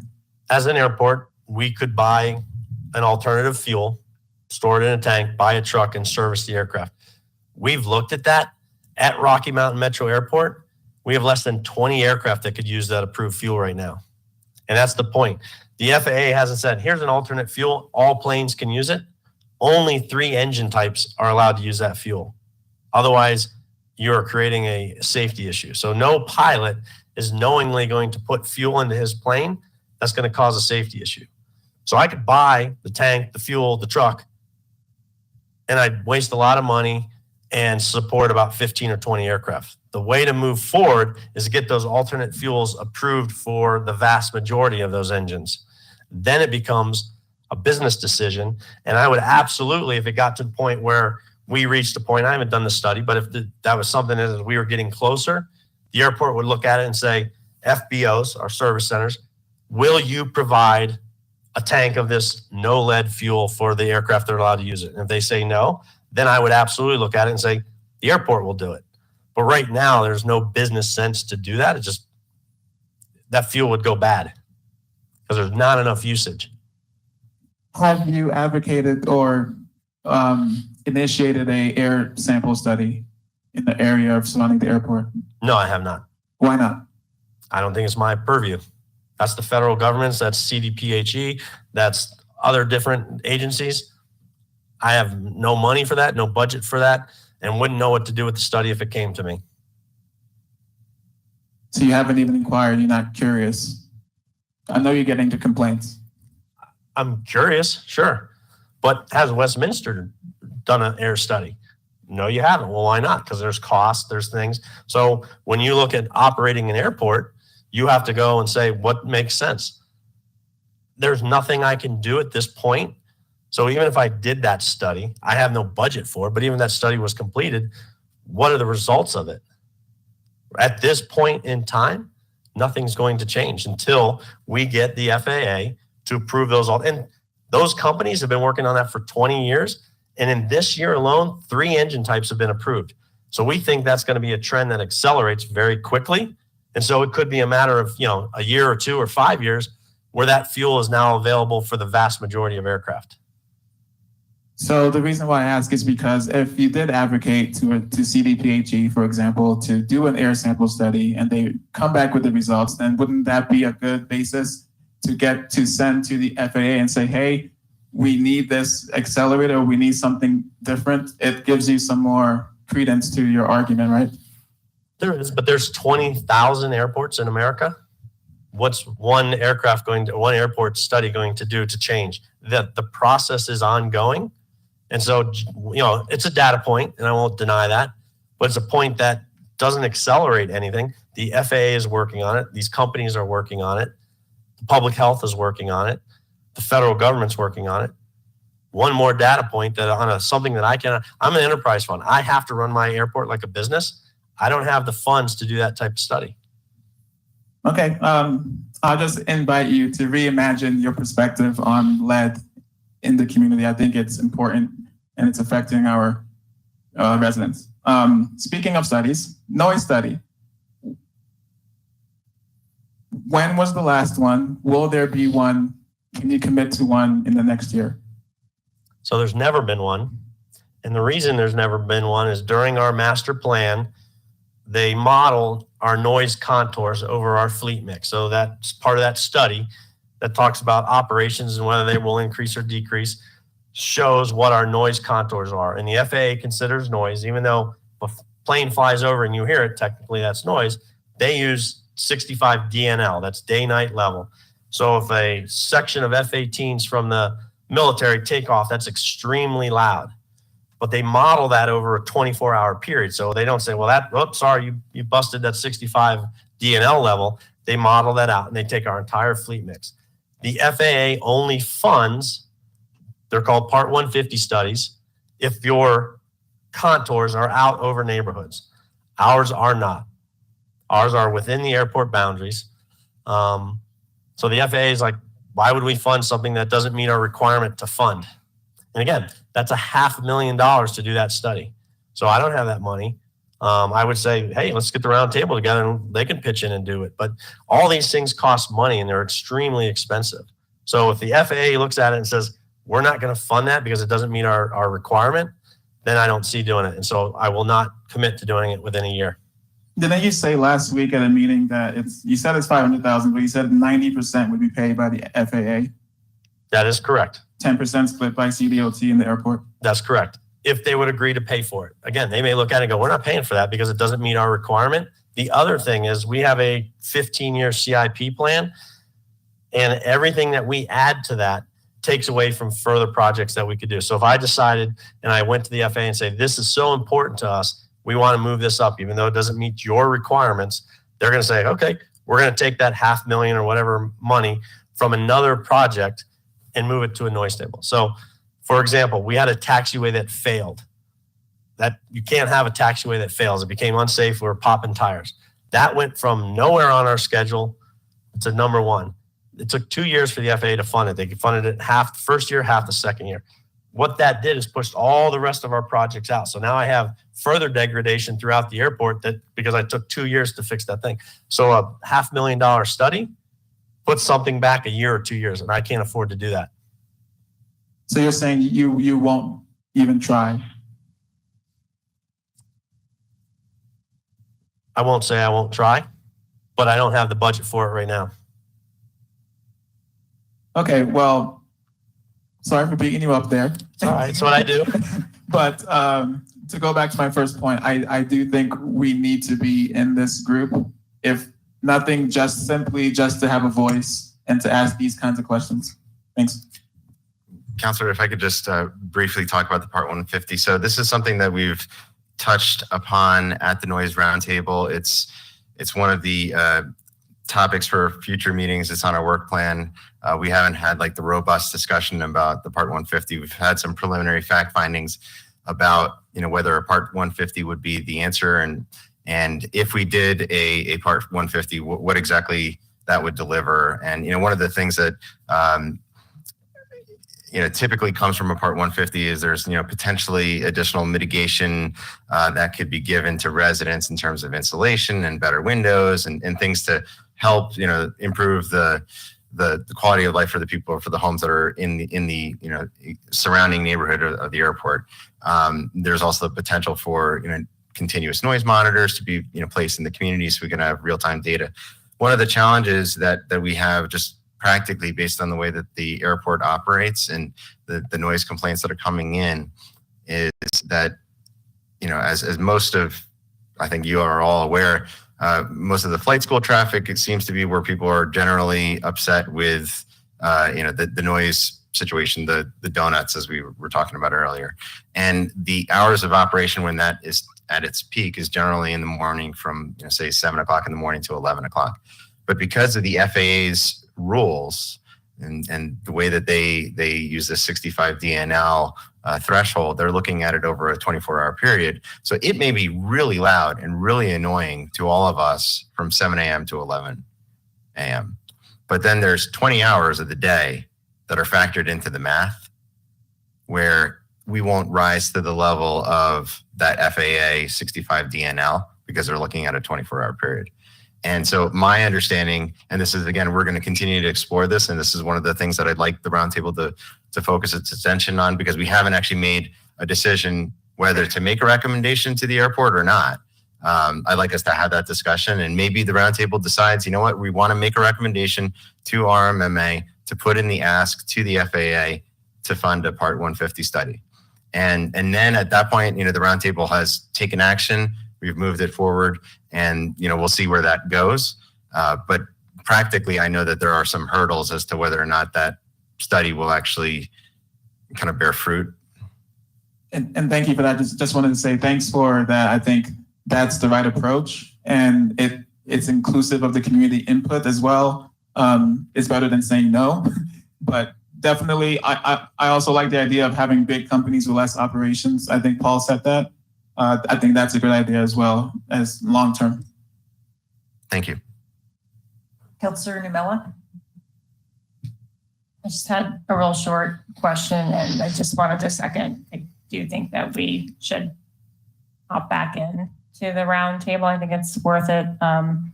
Even a small improvement is still a small improvement. Okay, really quick. Is there drone activity permitted at the airport? Because I hear that those make even more noise. So I'm just curious. So on a very rare occasion, it requires specific FAA approval. And I think in the 4.5 years I've been here, we had one drone approval fly in the airport. They're extremely dangerous. Pilots can't see them. Again, we fly under visual flight rules, which means you see and avoid. You cannot see a 12 by 12 or 16 by 16 inch drone. We get requests quite a bit, but our tower, we had a MOU that says they'll handle drone requests because they're ultimately the ones that are going to have to keep the aircraft away from it. And they've approved one that I know of. So they're I would say none or very, very few. Okay. And that's something that we can control, or when I say we, you, or the airport, is that something the airport can? Within our 5 mile circle. So yes. Anything outside of that, then there's a whole other rules, and there's apps that says it goes like before you fly and says if you're at this spot, you have to call this person and get this permission.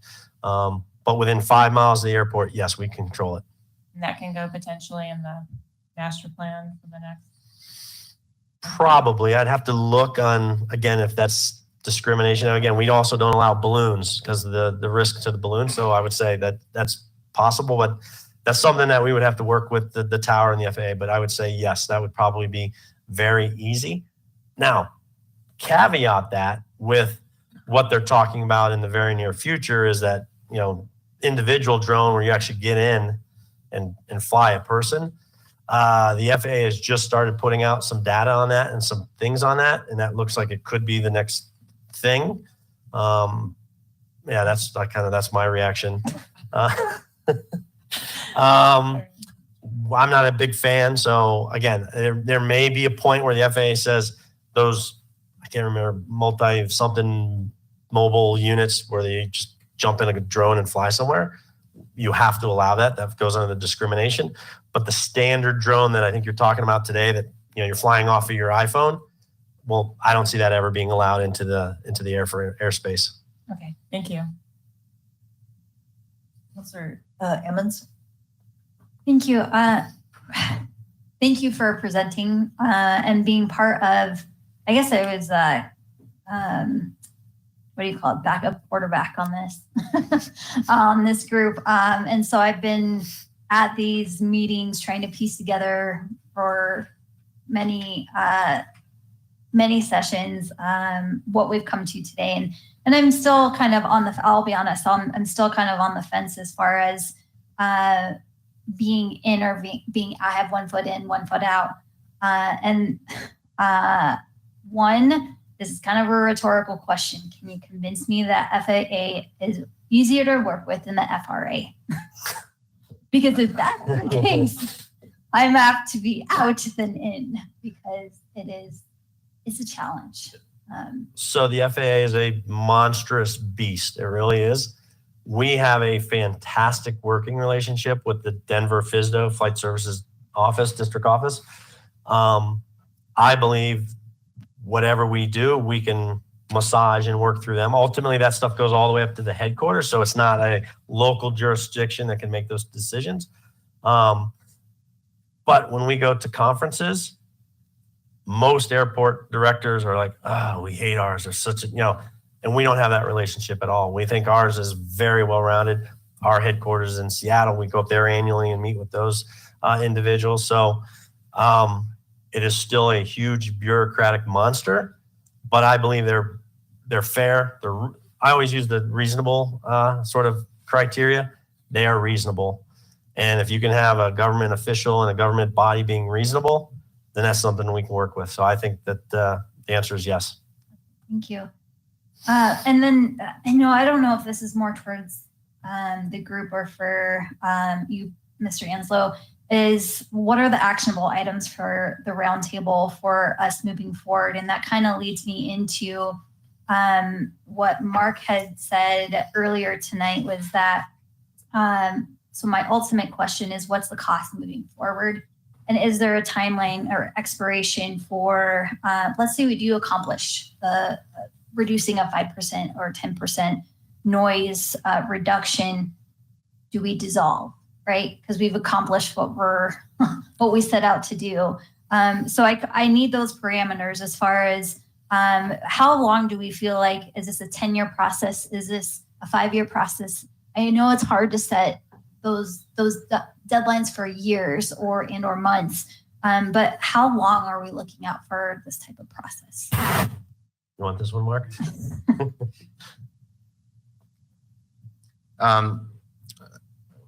So I think that the Community Noise Roundtable will continue in existence so long as the members want it to continue to exist. And, I think that it does provide a venue for members of the public to come and speak to the group at large and, to voice their complaints and their issues with noise. And I think that does serve an important purpose. I don't think that noise issues are going away, but hopefully that if there is a reduction in the noise complaints, maybe the roundtable will be focused on other things rather than the kind of acute problem of reducing the noise complaints by a certain percentage. In terms of the financial commitments, so we don't have right now the dues are whatever the roundtable set the dues at. It's $3,600 for this year, and then it's been increased for next year to allow us to retain the consultants to help us with the VFR project. And we have under the IGA, and I don't have it in front of me, but there's by no later than July 31st of every year, we're supposed to set the dues for the coming year. And then by October of every year, we're supposed to set the budget for the following year. So I think that the roundtable can operate in a pretty lean manner, depending on whatever the workload is going to be for the coming year. But when we have something that is going to require the subject matter expertise that we require right now for the actual flight path changes, that's where we're going to need to spend a little extra money to get the consultants who actually can prepare something that can go to the FAA and get approved. Now, if we're not going to do a project like that, like if we're just going to be studying, we just did a bunch of land use presentations in terms of best practices that municipalities can be implementing to help just develop homes that are more soundproof. That doesn't necessarily require us to spend extra money because we can rely on the staff from each of the municipalities or the counties, from the planning departments and the building departments to come in and deliver that expertise. So I don't have a really straightforward answer to your question. But I hope that this is the sort of thing that we can kind of evaluate as we go. We don't need to necessarily commit to roundtable existing forever.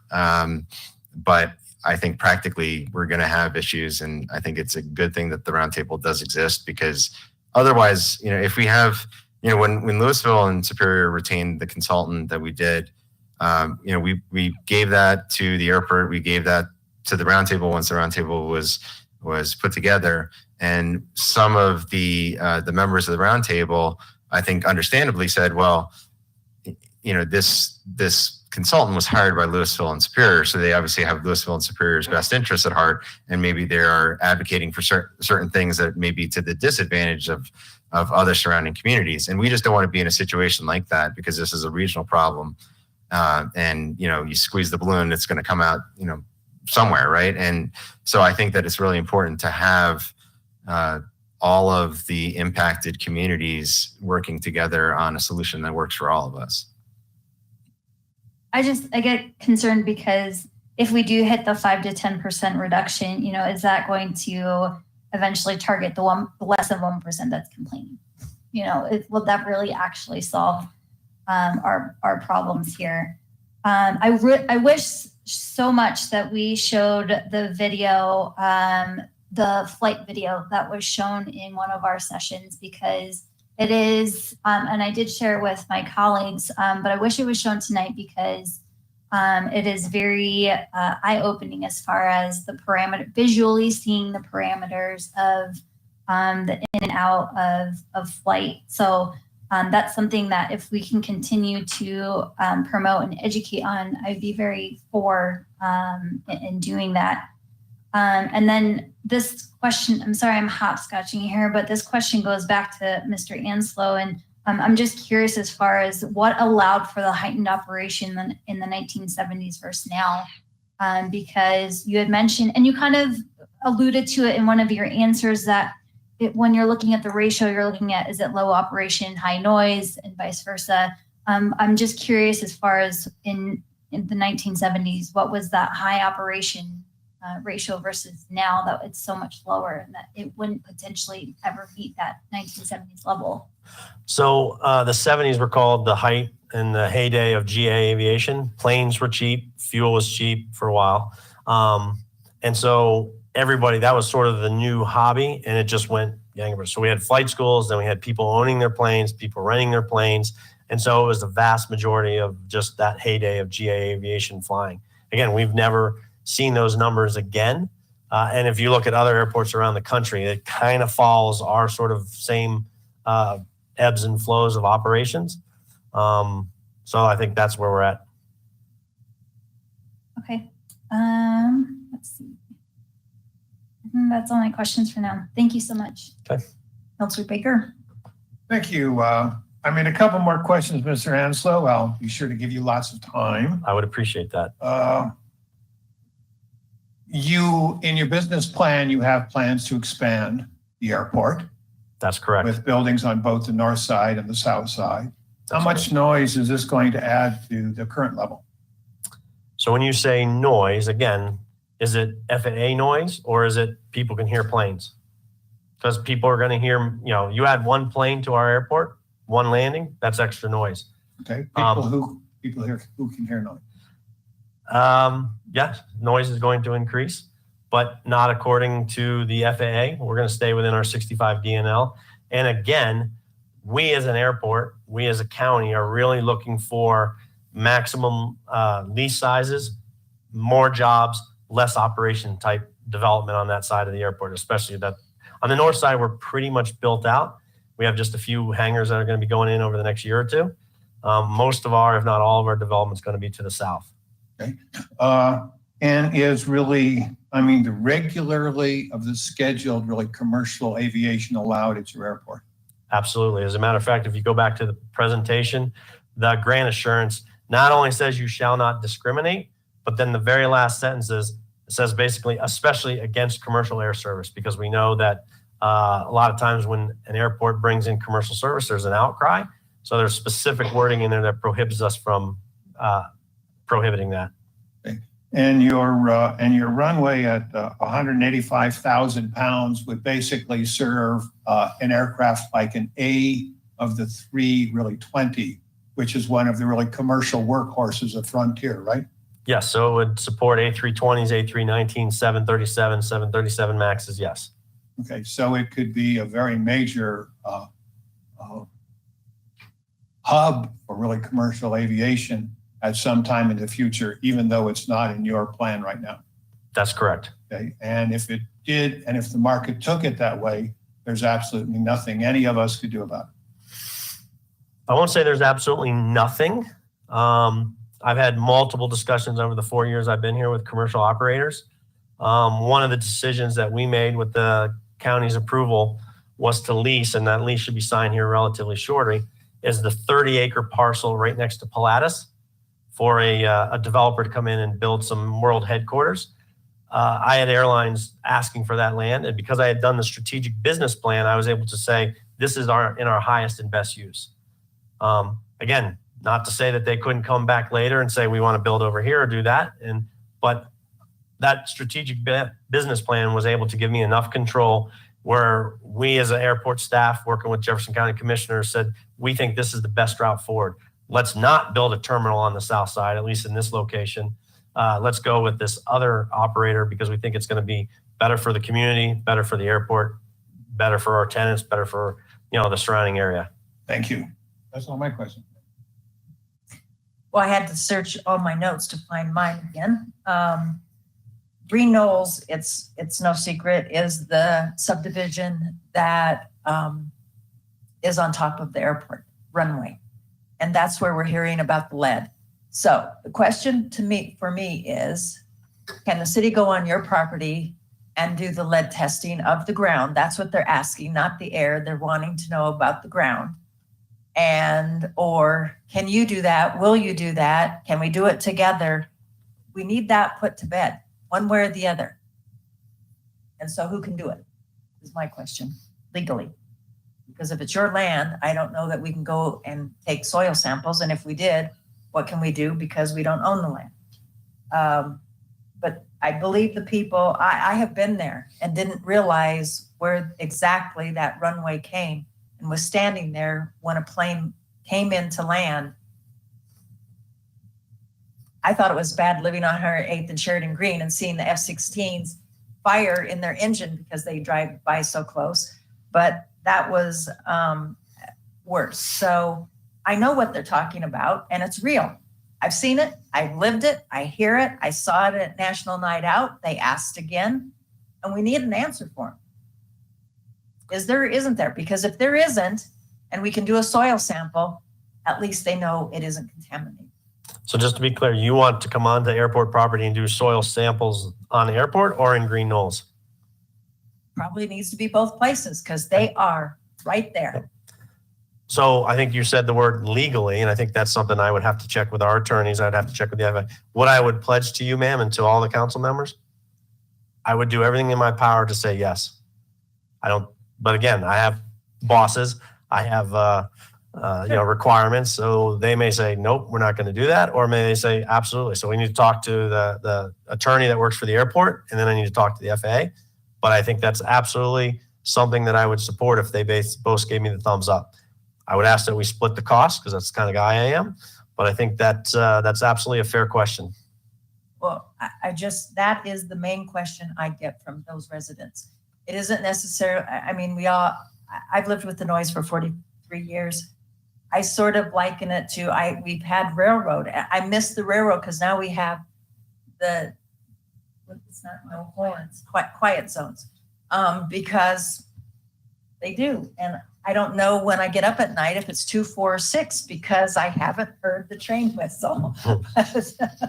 That's not quite as what I can do with the airways. And most people know a daughter that was in 9/11. We've had many dinners interrupted because of whatever the engine was that she saw the second plane go into the second tower. And but we live with that. We know that. But I sort of enjoy it because the smaller planes remind me when I go to Nantucket and the airport's right there and I see the planes come and go. So it sort of takes me back to Nantucket once in a while in my mind. But when the F-16s bombed the city or our street, I should say, actually, and I sometimes, because of the Westin, and we have the slurry bombers, you just want to get the fans out to help them get up a little bit. So I see all of that. I live with it. It hasn't bothered me so much, but I know for these people, especially those on the runway, they have some health reasons they want to know if that land's contaminated. And I would hope that if they come back and say that we can take a sample, that we participate in costs. I have no idea what I'm asking, but I just think they deserve to know one way or the other because they've lived there a long time. I was the one that was the last person to attend your meeting because we've had people changing jobs and different jobs requiring different things because most of us all work. And so I had not heard one thing different than, because our folks do come back and tell us, and I heard nothing new from my reporting to them. And I've learned a lot tonight, and I'm sorry you've been grilled. You've done it with grace. And the big question for this council is, I don't know what you're thinking, but if you want to be a part of this roundtable, we need somebody that will commit to being the liaison. So what do you want to think about this, or do you want to make some thoughts? I think, one, we have learned some stuff, and I'm glad to see that the roundtable itself has learned some stuff in the last year. I would be on board with us joining again, but I have the same question that you do. I'd be happy to make it when I can make it, but the reason that I wasn't being able to make it is because of work. And I still, just because of obligations, can't commit to being able to always make it. So we need to, as a council, figure out what that looks like, because we're going to have a voice at the table. We have to have a voice at the table. And it's best So to have a it's- regular. Yeah, place. it certainly is, because there's a lot to keep track of and learn, and you're going to ask better questions if you're the one who's always there. Or even, I would advocate that we need to make sure that we have an alternate who is staying up to date and listening to meetings as well.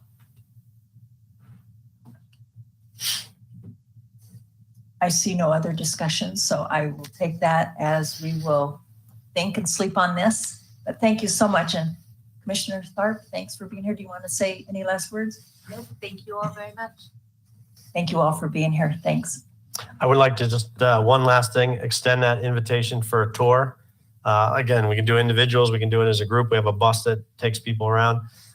We've done many elected officials. I think it's very informative and kind of gives you a feel for what we actually do there at the airport. So please have your staff reach out and we can schedule that. And it would be a very positive experience for both of us.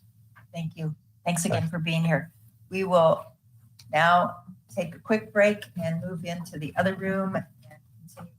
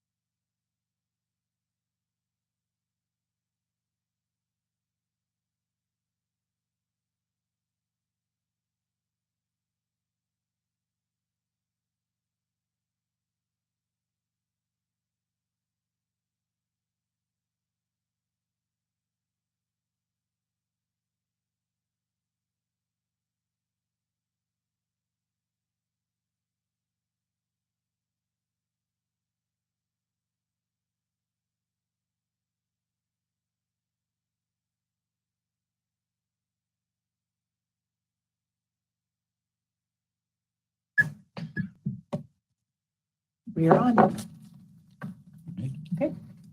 Begin by asking Lindsay Kimball, our Director of Economic Development, to introduce the topic and the team, and then we'll jump right in. Sounds good. Good evening, Mayor, Mayor Pro Tem, and Councilors. Lindsay Kimball, Economic Development Director. Tonight, the team is pleased to present an overview for you of the results of our 2022 business survey. Tonight, we have our two members, Stephanie Toller, Shelby Wood, and would like to introduce not a new face to the city, but new to our department, Stephanie Audie, who, you know, is the smiling face who greet everyone, is now with us as a business navigator. So pleased to have her on the team. In economic development, we know the most effective way to create jobs and strengthen our economy is to support and protect the businesses that we have that are already here. Surveys like this help us to understand our business community's needs, strengthen the city's relationships with them, develop programs that are most useful to them, craft pro-business policies, and inform our strategic development strategy. The market intelligence that we've gained from the survey will allow us to foster economic resiliency and give our community the opportunity to thrive. So with that, I will turn it over to Ms. Troller. Thank you. Good evening, Mayor, Mayor Pro Tem, City Council. I'm going to briefly, can I get the next slide, please? I am going to briefly walk you through the results of this year's survey. We do it every other year. And like Lindsay said, it's really important for staff to understand what's going on in the business community. There's changes. We want a vehicle for our business community to communicate with us. So on schedule this March, we contracted with Left Brain Concept, who surveyed over our 29,000 licensed businesses. We kept that survey open for approximately 3 weeks. We sent out a mailer and we invited our businesses to participate either electronically or send in a good old hard copy. We received a response rate of 9%, which is pretty standard. Margin of error is 6%, gives us a pretty high confidence level. We tried to trend our questions every survey year to every survey year. So we added a few new questions, but really the survey remains the same since 2018. These our results are analyzed by the industry, legal structure, revenue, workforce predictions, and a number of employees, zip codes, and title of respondents. Next slide, please. So what we want to do is really launch into some of the key findings. We've taken this survey, which is a 80-page document, and we've really wanted to distill it down to a few key findings and a few highlights that we wanted to share with you tonight, and that's what we're going to be doing. One is communications. We all need to be mindful of our communications. We do currently communicate with our businesses in a variety of different forms. We send e-blasts. We go on biz walks. Many of our council and mayor have joined us on these interactions. I love them. Good. I'm glad to hear that. I get to learn about all the nuggets we have. It's true. It is really true. There are several businesses that you just can't explain on paper until you meet them. Social media, of course, our website. One nugget that has changed is our businesses have clearly indicated that they would like communications through a quarterly printed newsletter. So we are getting ready to launch that next quarter, to really pilot it and see how that goes, providing additional sort of more evergreen information, information about our trainings, information about our resources, highlighting businesses to really keep that communications up and going. So with your thumbs up, we are recommending starting Q4 to begin a quarterly newsletter for our businesses. Anyone having questions? Oh, Councilor Numero. Could it also include our sustainability program that We are developing the concept of we have been considering a Sage Corner, which is a lot of the business support programs. So yes, ma'am. Anyone have any druthers not wanting to do this, or is everybody okay? Are we awake? We're good. Thank you, ma'am. All right, we'll move on. I have a Baker. I have a challenge. I do have a couple backup questions. Yes, sir. If we can back up a little bit. Sure. So the 2,900 businesses, how did we define the business? Someone who has an active business license with the city, and that is verified by the city clerk's office. So, I mean, that included all the home-based businesses. Yes, sir. Okay. And And- we're roughly about a third of our businesses are home-based, and we do send those to them as well. And of the 261 people who really responded, or businesses who responded, what does that breakdown look like? Like 240 come from home businesses? I The other think, came from larger ones, or? right. It's based on the survey results, which again, that's part of your package as well. It was a pretty wide distribution, so equally representative of our businesses, of home-based businesses, of industry type, of size, et cetera. So it was a good sampling. Okay, and how many employees did those 261 businesses have? I don't know if that drilled down that specifically, but I will say majority of our businesses, I'm going to say off the top of my head, I could double check in there, about 95 of our businesses have 5 or less employees. So most of our businesses are micro. 95%? Of our businesses have 95% of the 2,900 of all of our businesses. have 5 or less employees. Correct, sir. Gotcha. Thanks. No problem. And as far as the newsletter goes, what are we going to say? Well, that's up to them. It's just they're asking if it's okay that they start that.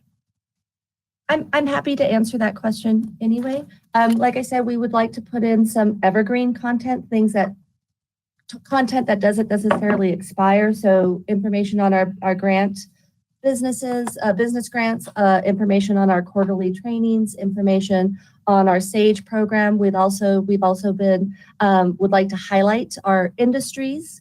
We have a pretty broad industry base. So some, maybe a topic per quarter about industry facts that show and support our local economy. We'd also like to highlight local businesses as well. The exact content is still being determined, but that is the ideas that we've been thinking would be most valuable to our businesses. Well, I like it. Okay, good. You open your mouth for Arm wrestle. then I get to go. Okay, wait, let's do a run. Let's run. Go. Okay, so I think all that is good. I read the comments in the survey results, and I really think that some of that should be addressed in your newsletter as far as answering the concerns and or questions that came up, because if one is saying it, then another might be saying it. And so even if it's just a simple FAQ or this is what we learned from our recent survey, I think that can help with our transparency, our communication, just because there's some public health orders that maybe aren't correct, that people think they're still in effect. So maybe even just a link to our current or even the county's current or CDPG's current guidelines as far as businesses. And then there's a couple in here about just sign code was addressed in here. So I'd like to see some of, and that's what we have control over. And so I'd like us to really dive into those concerns and questions. That's great feedback. We'll happily add a FAQ section. Perhaps we can have quotes from the mayor and council as well, if anybody wanted to. Not to get that nitpicky. Oh, I just okay. think that, yeah, I just feel like some of these items need to be addressed, and I think in this type of format can be a widespread kind of informational. It's a great suggestion. We'll add that too. Thanks. Mayor Pro Tem? So I took the survey because I am a registered business in the city, which as a consultant, I do consulting on the side. I never really realized I was supposed to register. I think it was in one of our meetings during COVID. I was like, I'm supposed to do that. And I felt pretty sheepish, so I did it. Even though I'm not, there's no tax revenue for the city from what I do because it's all service-based. However, I think this is a good opportunity because I think one of the things that was clear through COVID is there's a lot of businesses who missed out on opportunity because they could have been like me, where it's like, I'm not really paying, so I didn't realize that was something I should do. But they also look at it as just they have to, not like the benefit. And so since I've been signed up, some of the things that you send out, I think are actually pretty beneficial for small business. And I would like to see us double down on the opportunities that come along with it, because otherwise people just don't know about some of the opportunities that the city have for small businesses. So I just want to put my plug in for that. I would be behind it because I've seen, since I have registered my consulting business, that some of the stuff that I've seen is pretty beneficial for a small business, I think. Thank you for that feedback. I've taken a couple of your trainings and they're just terrific. And I will just add thank you for that as well. I will say you are our best advocates when you are talking to your businesses and your constituents to remind them of these resources and to give us that feedback as well to make sure we are keeping up and keeping pace with folks that maybe don't know that they're supposed to get licensed, because it's hard for us to discover them. I would say our team does a pretty good job of going out, and part of our business walks, as those of you who have participated, is to look and double back and check to make sure they have licenses, and then provide that courtesy to let them know about our processes as well. I would say since COVID, we've probably discovered 200. Couple other businesses that weren't licensed or they didn't know they needed to renew licenses. So it's an uphill battle keeping up with that pace, but you guys are also a strong advocate for that. So I appreciate it. I think on your website, having something about cottage foods, because I'm on that group on Facebook with CSU, and people just don't, because it's so unique and different. Do I, don't I? People are always asking those questions. So if we have something on our website embracing cottage foods and giving them, all you have to do is go cut and paste from CSU, and it gives a clear what they should do, but then what we expect them to do, and that there's no cost. That's great feedback. Then I can connect with my other cottage food peeps.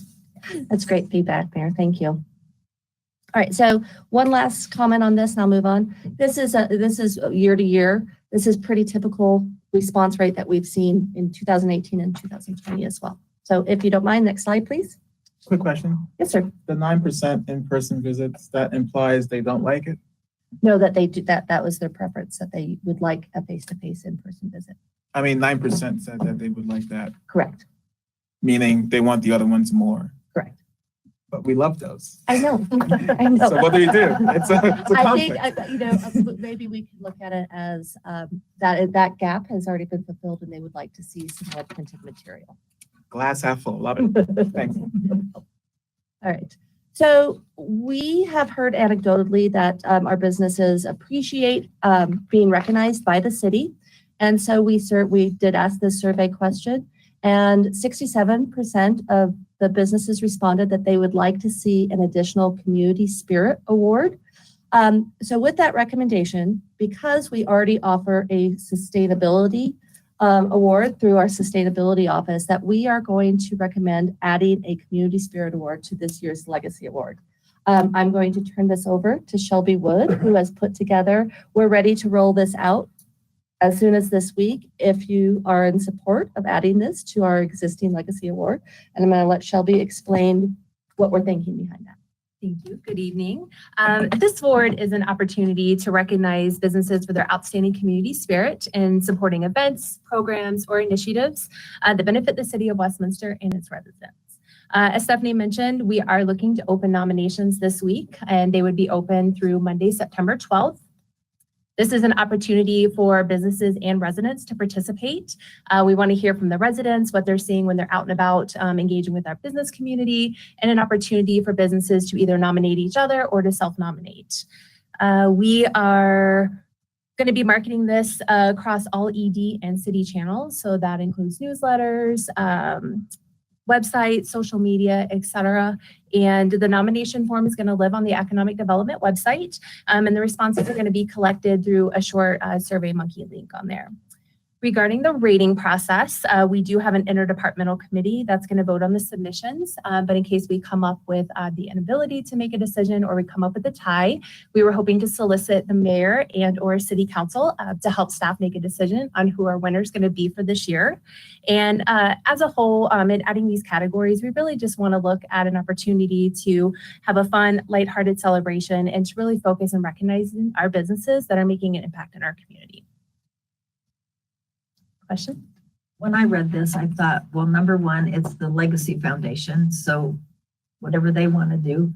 And you guys took this survey. This is what you think should be done. So I don't know that I felt funny that we shouldn't have a yay or a nay. It's the right thing to do, and it's your recommendations.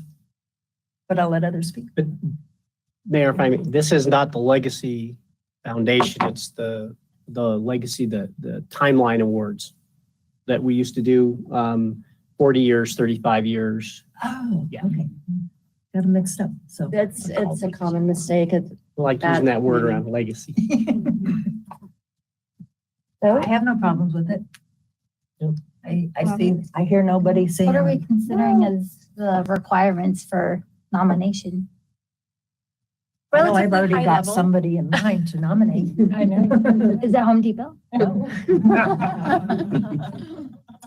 We definitely want to Or is make it sure that office, they're in good office? standing, that they have a Westminster business license, an active current Westminster business license, and not marketing it on this side because people nominating aren't going to know if they're in good standing. But before we award somebody, we would want to make sure that they're in good standing with our other departments, like we do with our grant programs. So our utility billing, our sales tax, kind of those good practices to make sure that we're not rewarding people who aren't doing what they're supposed to do with some of our other departments. And the application is really, we're asking, what have you done? Tell us what your business has done to show that community spirit, to show that what have you done, what attributes, who's doing what, have you donated, so they have to self-explain, either the nominee has to explain what that is for that business. And it is subjective, which is why we're going to have a review committee. And if we can't come to a good decision, why we're going to seek your guidance. Just a quick question. Do you ever have honorable mentions, if you come up with a good tie or? We have considered that scenario, actually, since this is the first year. We may have a large company or or a small company. So depending on what we get this year, it's hard to project out because we're not sure, but we have considered that and we'll adjust accordingly. I would really suggest you have more than one winner. We don't need one winner. We can have several winners. That's fine. We will take that into Especially if it's consideration. subjective, right? Yeah. So we'll see, like I said, we'll certainly see what comes in the door and provide those recommendations depending. Maybe we do a small, mids, large, maybe we do different categories. We'll see. So first step is making sure you guys are comfortable with this. And then if we do need to come back, we'll let you know. Sounds like we're good. All right. And then we'll move on to the next slide. Thank you, Shelby.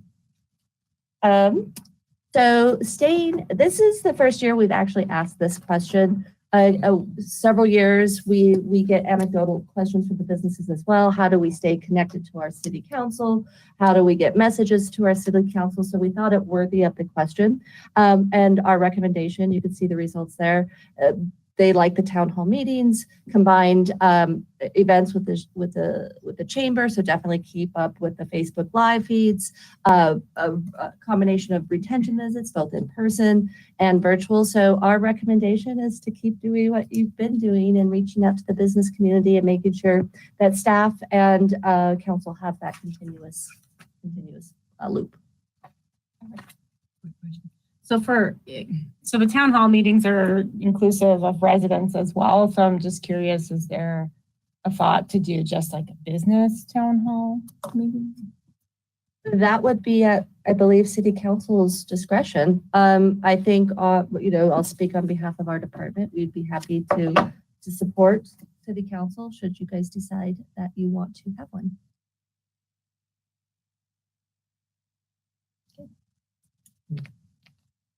Right.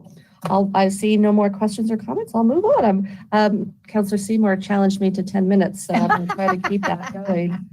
Keeping his eyelids. He threw down the gauntlet. So. Can I have the next slide, please? So highlighting a couple areas, we're past the recommendation. Priorities that are important to foster growth and training. So definitely our business community would like the city to continue to promote Westminster as a place to live, work, and shop. continue to advocate for local businesses, which we do both internally and externally, provide business retention services, attract businesses to Westminster, which is a standard core operation of our department, how to navigate regulations and procedures.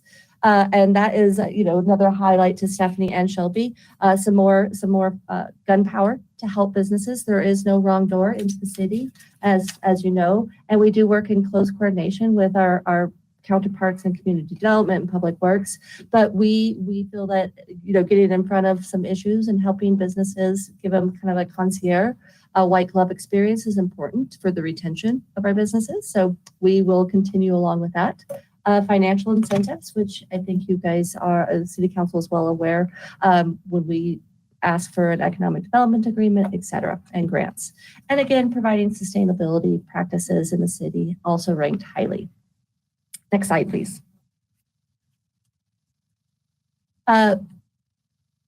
It's important to know what we don't have control over as well, because it does impact not just our businesses, but the city as well. I would say number one challenge is finding qualified, skilled employees, and you can see that as 1 and 2. I think the Great Resignation has taken its toll, not across the board, across all industries, and it continues to be the number one concern impacting our businesses. I would say our department does not consider ourselves as a workforce center, but we do consider ourselves a connector. So we do have resources on our website where businesses can refer to when we're having communications, where those resources are, how to find skilled workforce, and we try to facilitate to the best of our ability with the resources we have. I will also say that our business have reported access to affordable housing options is also a concern. Again, that is a metro-wide, statewide issue, but just wanted to point that out to City Council tonight. Access to capital, transportation, affordable transportation, and restaurants ranked a little bit smaller, but just wanted to show them for you today.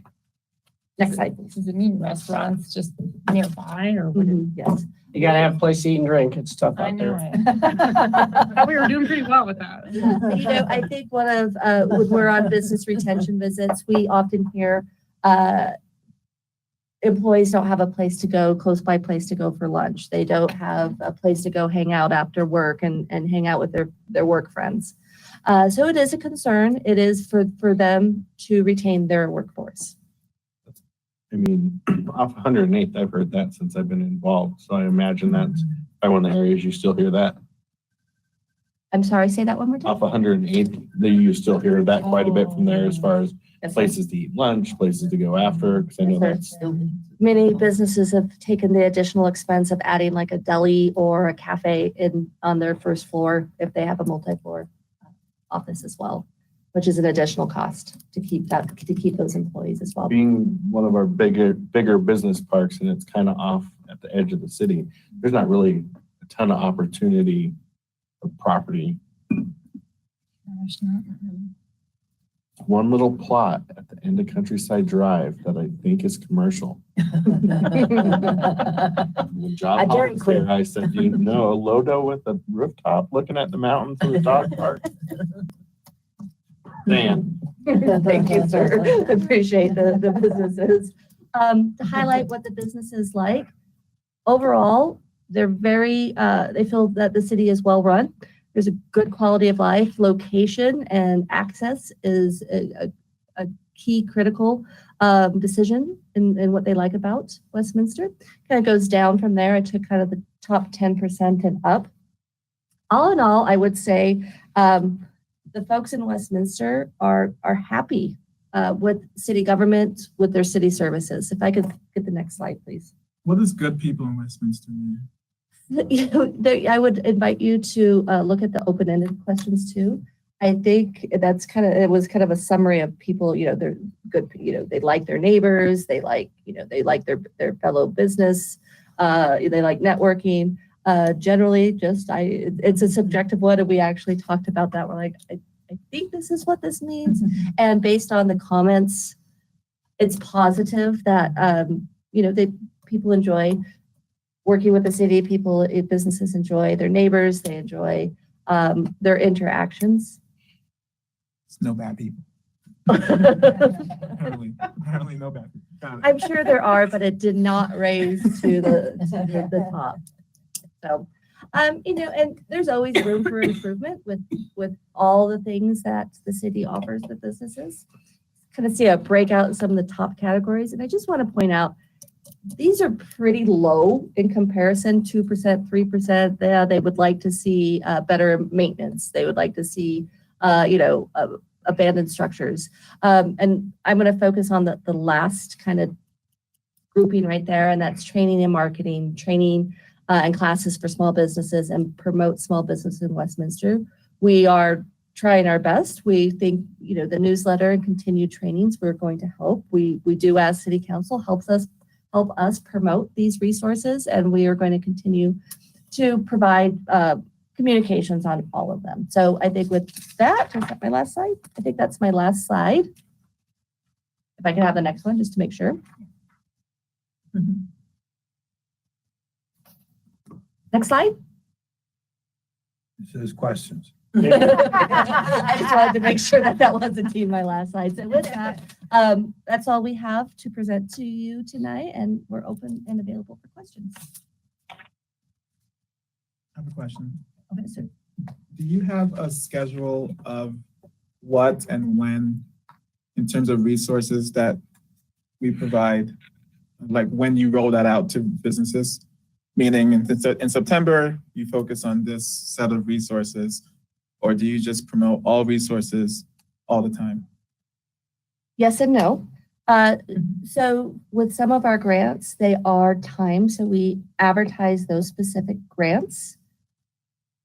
For the capital improvement grant, for example, those open up July 1st or closest business day there too. So we gear up specifically for that grant because it is one of our signature grants. That is one of our most popular. So that, other than that, we tend to provide those resources and updates on trainings as we have them scheduled and send regular reminders out throughout the year.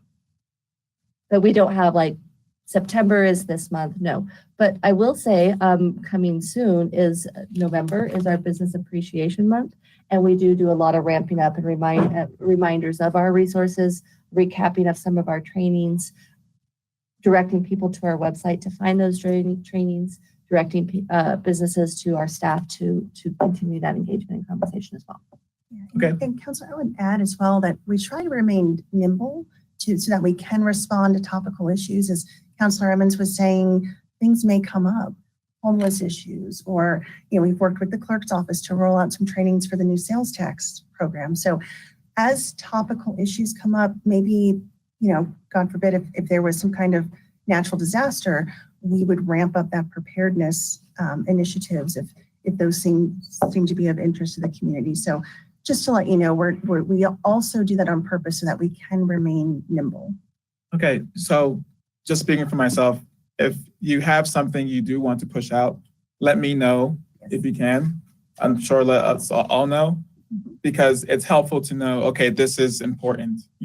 Stephanie wants me to push this, let me push it out to whoever I can. Yeah, would you prefer that to go into this city notes, the weekly notes? However you want to do it, just let me know and call it out so I can be aware. Councilor Azadi is going to promote our businesses.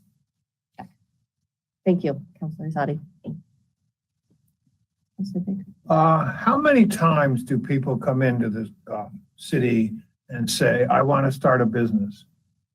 Every day, almost every day. And that like I said earlier, there is no wrong pathway into the city. Sometimes businesses will approach community development because they need to pull permits. Sometimes they will approach the city clerk's office. If sometimes, a business or an entrepreneur has attended one of our trainings and wants more information, sometimes they'll contact us. I would say on average, we get about 300 new business licenses a year. And do we have a one-stop shop for them? Is there some place that the city clerk or the gal at the front desk or basically, okay, if the community says, go to this person and tell them what you want to do and they'll give you a packet? We have developed a how to open a business in Westminster document that's on our website. We worked with our partners and all of our other departments, our counterparts, to help deliver that as well. So they have that information as well. We recommend they read that because there's a lot of there could be a lot of missteps if a novice business is trying to open up a business and they don't check with zoning, or they don't know they have to register to get a business license, et cetera. So we are trying to increase the awareness of how to open a business in Westminster.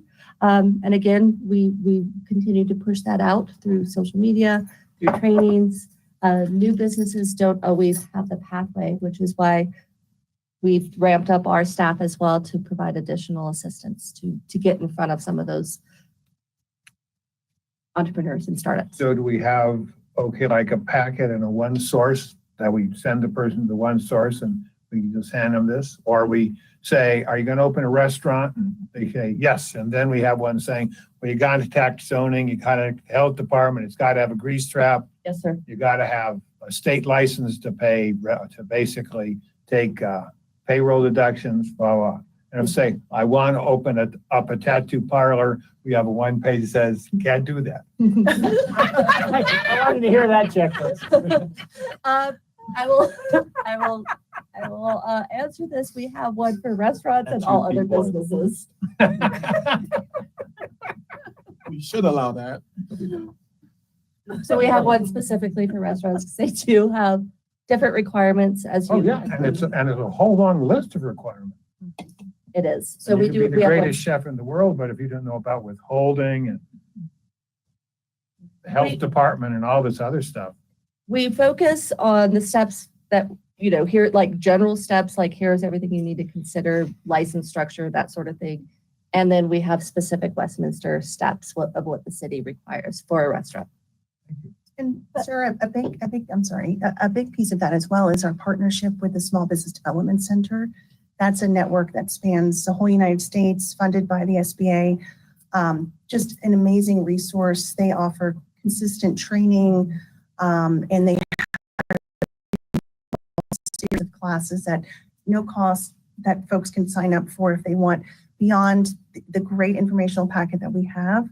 Sometimes we strongly encourage people who are, even before they know what they want to do, they're a wantrepreneur. That's a really important, fragile step in the business creation process. So we would really want to encourage them to work with one of those SBDC consultants who are certified and can help them walk through that journey. Thank you. But on that note, though, if a business is retrofitting a building to provide a coffee shop service, right? And I think you know what I'm alluding to, and Lindsay, it's before your time. Is there an area that says this is what you need to retrofit a building that isn't to code for your use? Because, and then to that point, so that one, and then two, to that point, do we have point people that if someone is saying, I'm at a wall here, where and when and how do I get information past this wall? Do we have people that they can call and say, here's your liaison, we're assigning you this person and they're going to help you the rest of the way? Yes, yeah, absolutely. And we have some really great real world examples recently, the mayor's familiar with. So it would be all the folks that you're looking at here from the team and others on the business development and resiliency team that can help with those folks and stay with them. A lot of what our work is to translate. Sometimes people just might be speaking a little different dialects, and we like to help build those bridges with our other sister departments, help to work through any issues. Maybe a business owner is just using a different word or frame of reference. So we'd like to work through those relationships. And, we've been successful in the past few months, actually helping some folks get over some hurdles that really were just maybe a nuance that needed to be massaged a little bit. And now we've got a happy customer, happy business, they're going. Absolutely. That's why the whole team is here, is to be helpful to businesses. Thank you.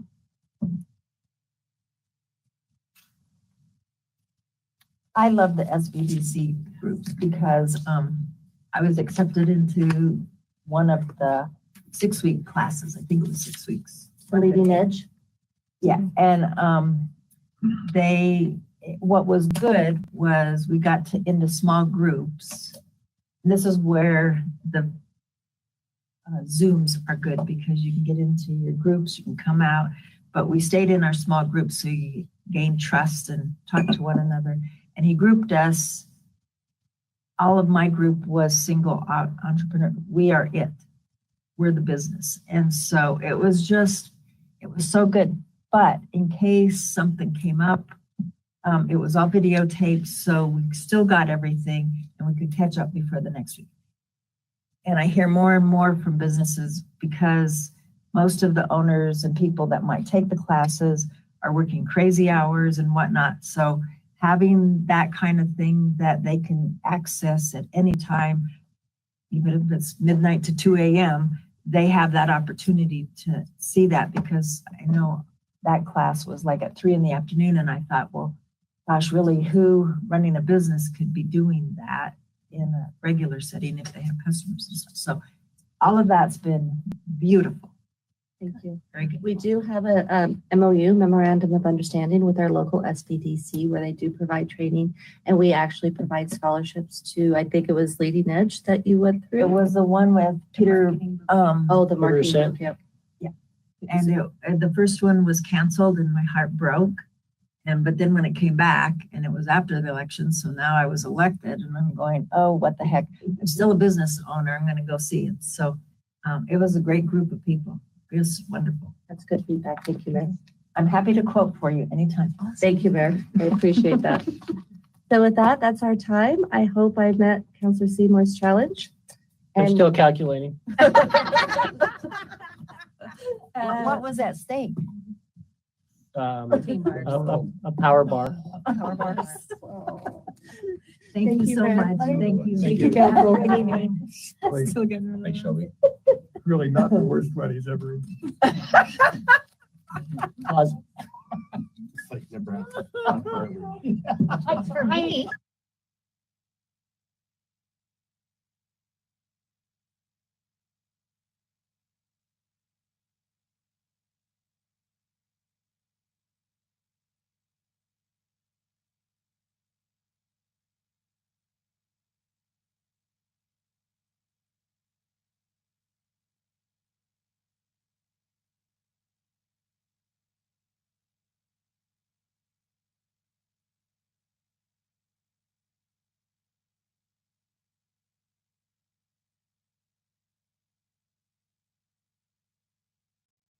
Federal Boulevard. Late this morning. Are you going to introduce it or we go straight to Deborah? You can introduce her. No, you go. Mr. Downing, Director of Community Development. Oh, 140. So our senior transportation and mobility planner, Deborah Basket, is here. She has been tracking the evolution of planning for Federal Boulevard in particular. And I think we're probably at a decision point. If you would like to first give you some history of what she's been studying and then talk about the decision point that we're at. Deborah. Great. Thank you, Mayor and Mayor Pro Tem, council members. It's good to be in front of you. And kind of a delayed presentation on the Federal Boulevard multimodal study, which we finished last December after roughly 2-year process. The time when the study had recommendations was the summer of 2021 and the fall of 2021, and you all were really busy. So I apologize for not coming, but staff kind of popped it around and like, we can't put this on the agenda too. There's too many things going on. So We could have met at 4 a.m. what the heck? So today I want to tell you about the Federal Boulevard study, which I think gave us some important data points and information and leads to the current opportunity or not opportunity for us to participate in further work. May I have the next slide, please? Thank you. So this study that we finished was with Adams County and Federal Heights. We each paid into the study and was quite active participation from all the staff members. And it wasn't just myself and my cohorts there. It was also their public works people and their traffic engineers. So we were bringing the resources together. This corridor, of course, is owned by CDOT. They take care of the maintenance. They do the traffic signals. So we don't own that road. It's not a local street. And of course, RTD operates the bus service. The goals that we set forth were safety, mobility, and accessibility. And safety is a theme throughout this that you'll hear. We've had a terrible number of fatalities on the corridor. We have accidents every single day on the corridor, and we need to think about some actions we can take to lessen that burden on the families and people that are involved. This was a virtual process during COVID. We used HDR Associates, who's a very large engineering company, and it was their first foray into really running virtually and running breakout sessions virtually and things like the things that we're gotten used to now, that you get popped into a breakout session and then you get popped into the main meeting. Well, they were kind of learning as they went along, and I think we were pretty successful. We had 29 representatives from different groups. Everything from our own PD was really great about showing up because they had the statistics on the incidents and accidents. Regis University, Bicycle Colorado, ARIA Co-Housing, which is, this was in Adams County too, remember? So this was from 52nd Avenue to 120th Avenue were the boundaries of the study. So 120th is our boundary, obviously, with Broomfield, and 52nd is our border with Denver. So the 8-mile stretch in there was the scope of the study. So I felt like we got some people that really engaged and stayed with us through the process to help inform what we were doing. We used virtual tools. We used a public questionnaire that had 250 responses. It was in English and Spanish, and we did get some responses in Spanish. We really tried to work with other groups like Growing Home and Cultivano so we had tried to get some access to people that would normally give us feedback. We had one-on-one interviews with 9 community members. There were a mix of elected officials, the disabled community, just a whole bunch of people that were able to drill down a lot more in a 1-hour interview than just participating in a stakeholder group. So we use that as part of our input. And then at the end, we had an online public meeting, and you can see the little screen picture there.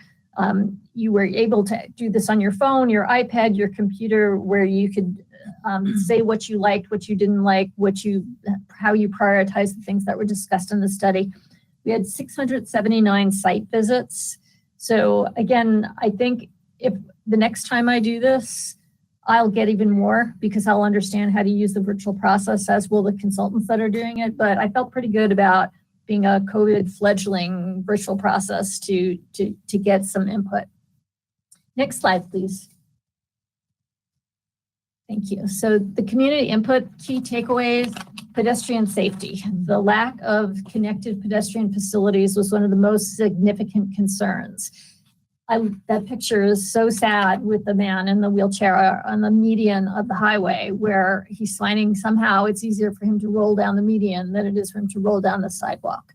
And with the sidewalks, it's not just the sidewalks on Federal. People are coming from all the side streets to get to the bus service on Federal. So those missing links are equally as important in terms of for everyone's access, disabled community as well as able-bodied people. The transit needs were extremely important to the community, which I wasn't surprised at because I was already looking at the ridership statistics and observing the behavior on the corridor, but it came out as a community concern as being important.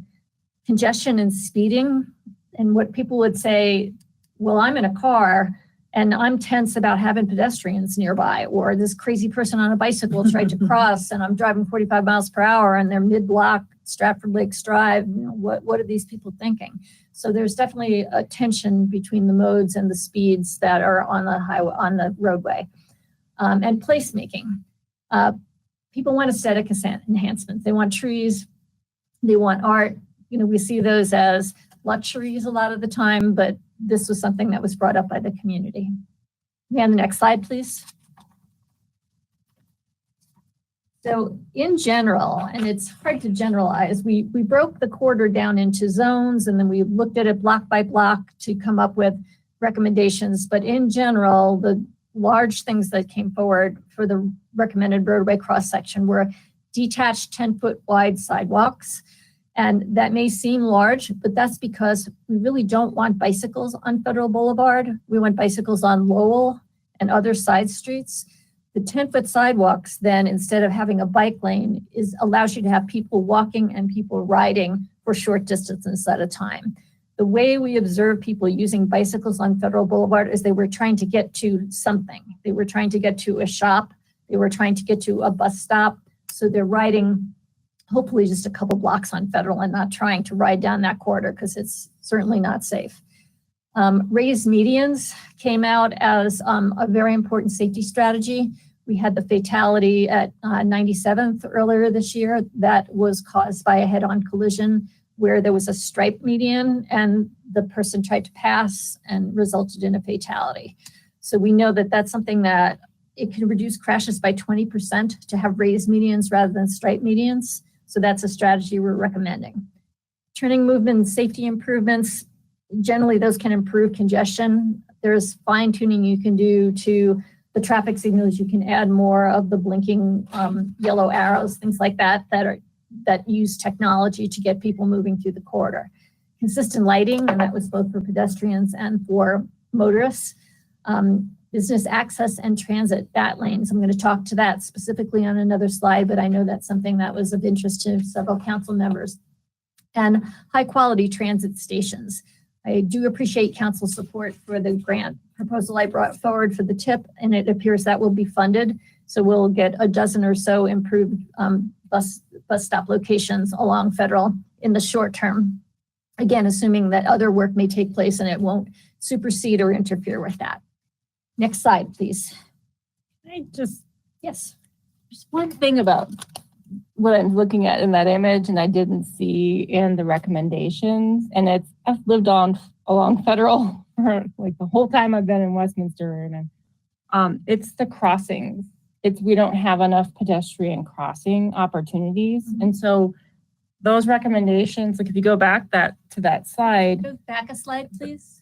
those aren't going to keep people, no, maybe that man in the wheelchair will be kept from crossing, but because there aren't enough crossing opportunities, like in that image, there's a bus station, and there's a road, but there's no pedestrian crossing. So guess what people are gonna do? They're gonna cross over without a crossing, and we're still gonna have that pedestrian conflict. So I guess that's my biggest beef. Well, I perhaps should have pulled that as well, but I'll certainly, if you looked at the block by block and the zone by zone recommendations, there are several very distinct places where mid-block crossings were needed, or with Stratford Lakes, that's when people have been asking for a traffic signal there forever. Mm-hmm. So we identified a number of locations where people don't want to walk 3 blocks to get to where the next crosswalk is. So it needs to be finer grain. Okay, it just wasn't pulled out. But you're right, I did not call that out. And I don't know that it showed up in the recommendations as strongly as it did in the specifics of what needed to happen. Okay, thank you. Yeah. So Federal is already a strong bus corridor. You can see it in the red line there with 2 million people riding it in 2019. We're using 2019 pre-pandemic as the baseline.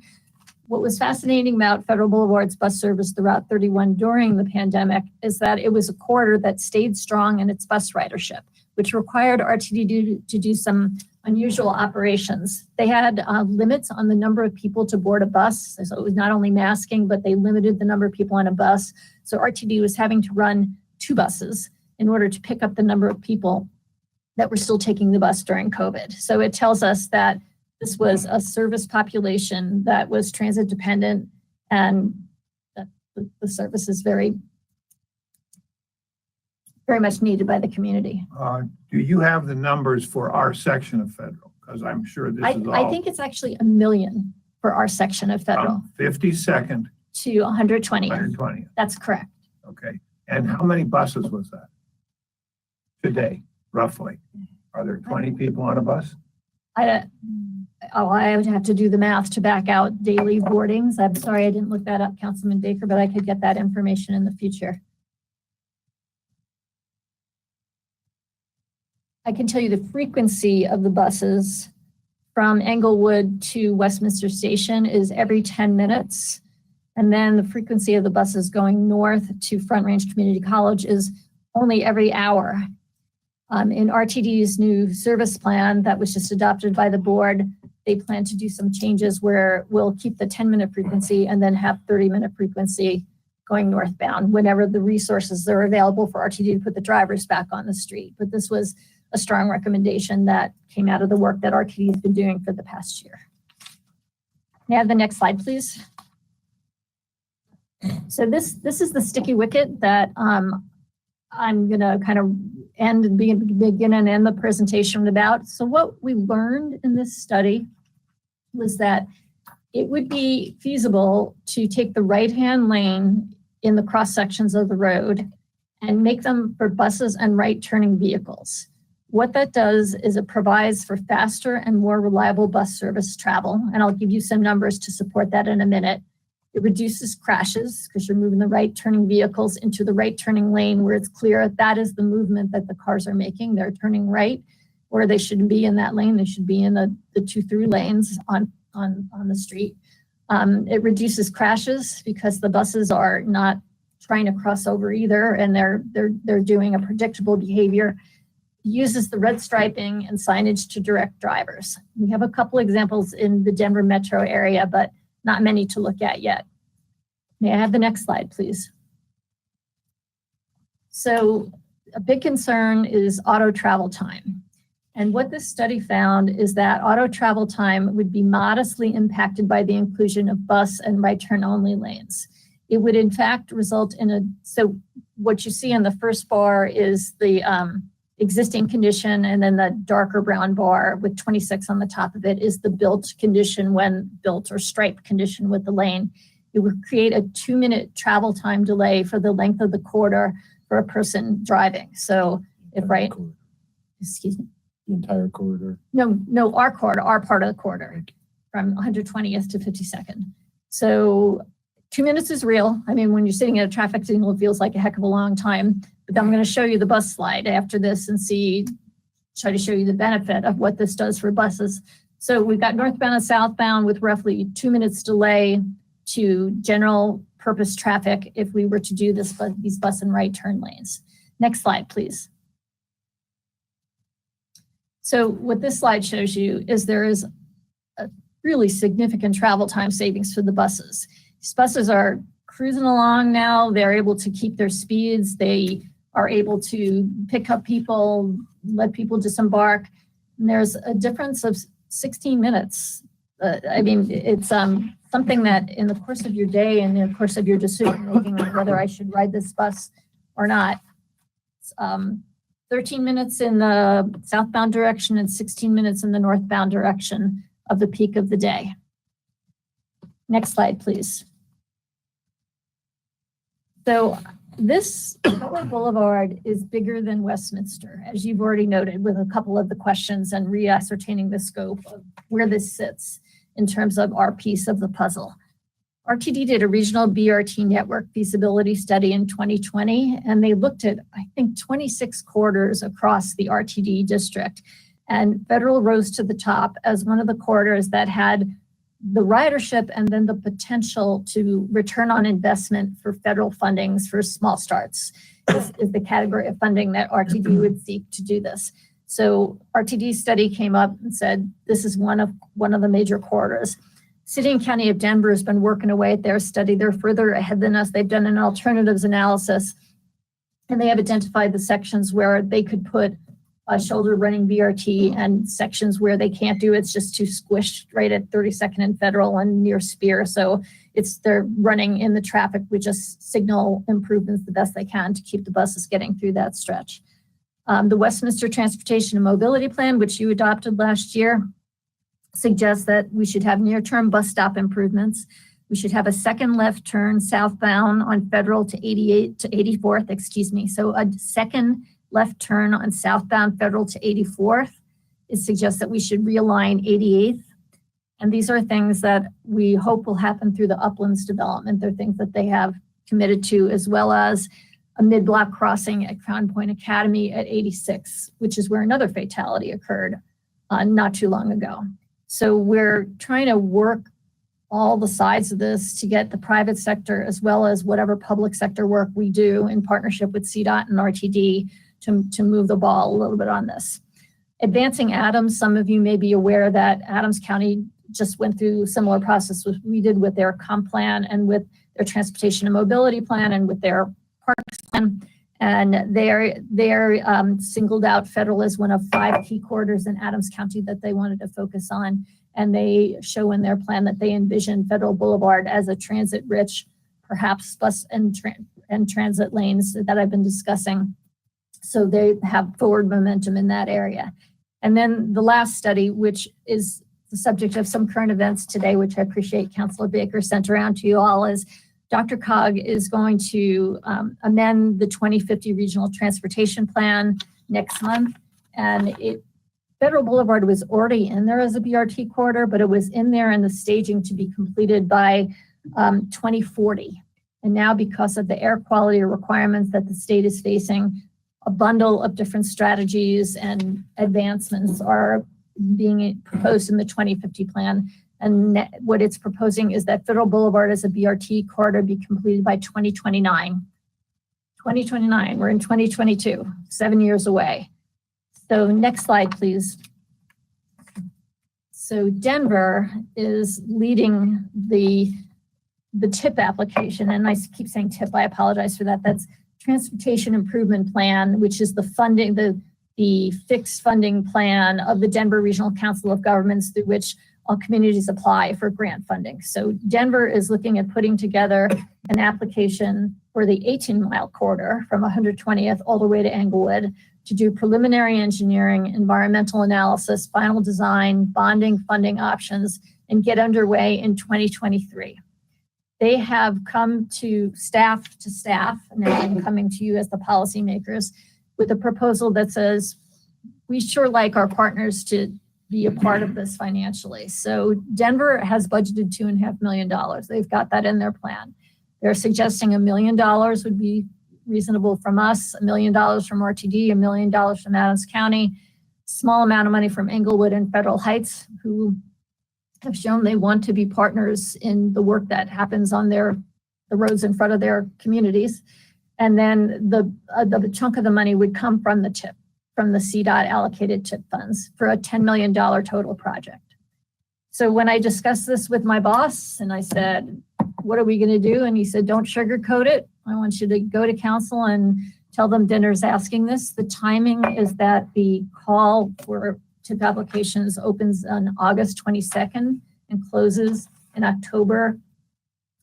So if we were to decide we would participate, I would come back to council for a formal action to say you were willing to do this and we'd need to give Denver in there. The application is pretty rigorous, but it's also pretty standardized. There's a letter in there that we would have to commit to participation and funding. And that concludes my presentation. What questions may I take from you? Yeah, in the study, you had various advocates or champions for bicycles and et cetera, et cetera. Who was the really champion for really private cars? For the car? You know, I think everyone there, except perhaps a person from the disabled community, was a driver. So there was acknowledgement that this is a roadway corridor, that this isn't some little street that we can just put bike lanes on and use it. So I wouldn't say there was an individual voice. The Westminster Chamber, maybe a little bit, but I'm sorry, I can't say there was a particular person that advocated. CDOT, they need to take care of the road so people can drive on it. So they didn't want anything that was too loosey-goosey or that might screw up their highway. How much of a complicating factor is this is 287, a federally designated highway, which is why the state of Colorado owns it? Does the federal how much designation does that make it a complicating factor? I don't think it is a complicating factor. CDOT is in the conversation about a possible environmental assessment, this TIP project that's proposed, and all the way up to the top. that they're well aware of what might be proposed and they're excited about it. Right now, from 76 to about 81st, it's 3 travel lanes, correct? That's right. Okay. Is that right? Which has a capacity of 54,000 cars a day, roughly? I think that's roughly correct, yes. Because I've heard it's 18,000 cars per lane per day. Correct. So by reducing this to 2 through lanes, 2 travel lanes, we will be reducing the capacity of Federal Boulevard by a third, 18,000 cars a day. Councilor Baker, I reviewed the report today. I thought it'd be wise because I know that you do your homework so well. And I was looking at some of the slides to remind myself that what this is doing is moving people differently, is what the intention is to make bus travel so attractive that you are moving the same number of people in the same space rather than having to widen the highway or have fuller traffic lanes. I think it's possible to accommodate the volume of traffic if people do change their behavior. Well, that leads perfectly to my next question. You have this wonderful chart of times, Yes? but it doesn't have a number of people it affects. So if we're adding 2 minutes of time to the travel, but it's 12,000 people, Good point. okay? And then if we're saving 15 minutes of travel time, but it's only for 500 people, haven't we screwed our mobility? That's a very fair question. I probably could dig deep into the numbers and come up with that. I'm not prepared with those numbers tonight, but I think your point is well made. Well, my point is this should have been part of the conversation you had. Well, It's like the advocates or the champions for private cars were not at the table, so they were on the menu. but And we the- took a lane away from The them. modeling used CDOT's information, RTD's information, local traffic information. So it did acknowledge that people drive on this road and that traffic was going to increase. One of the slides that's flashing before me that I looked at in the report today is about level of service, A, B, C, D, E, F, never want to be at F. And it had for all the segments of the roadway, what would happen if you did these bus and travel lanes. And there were, I think out of about 16 different segments, 2 of them turned red. They went to F.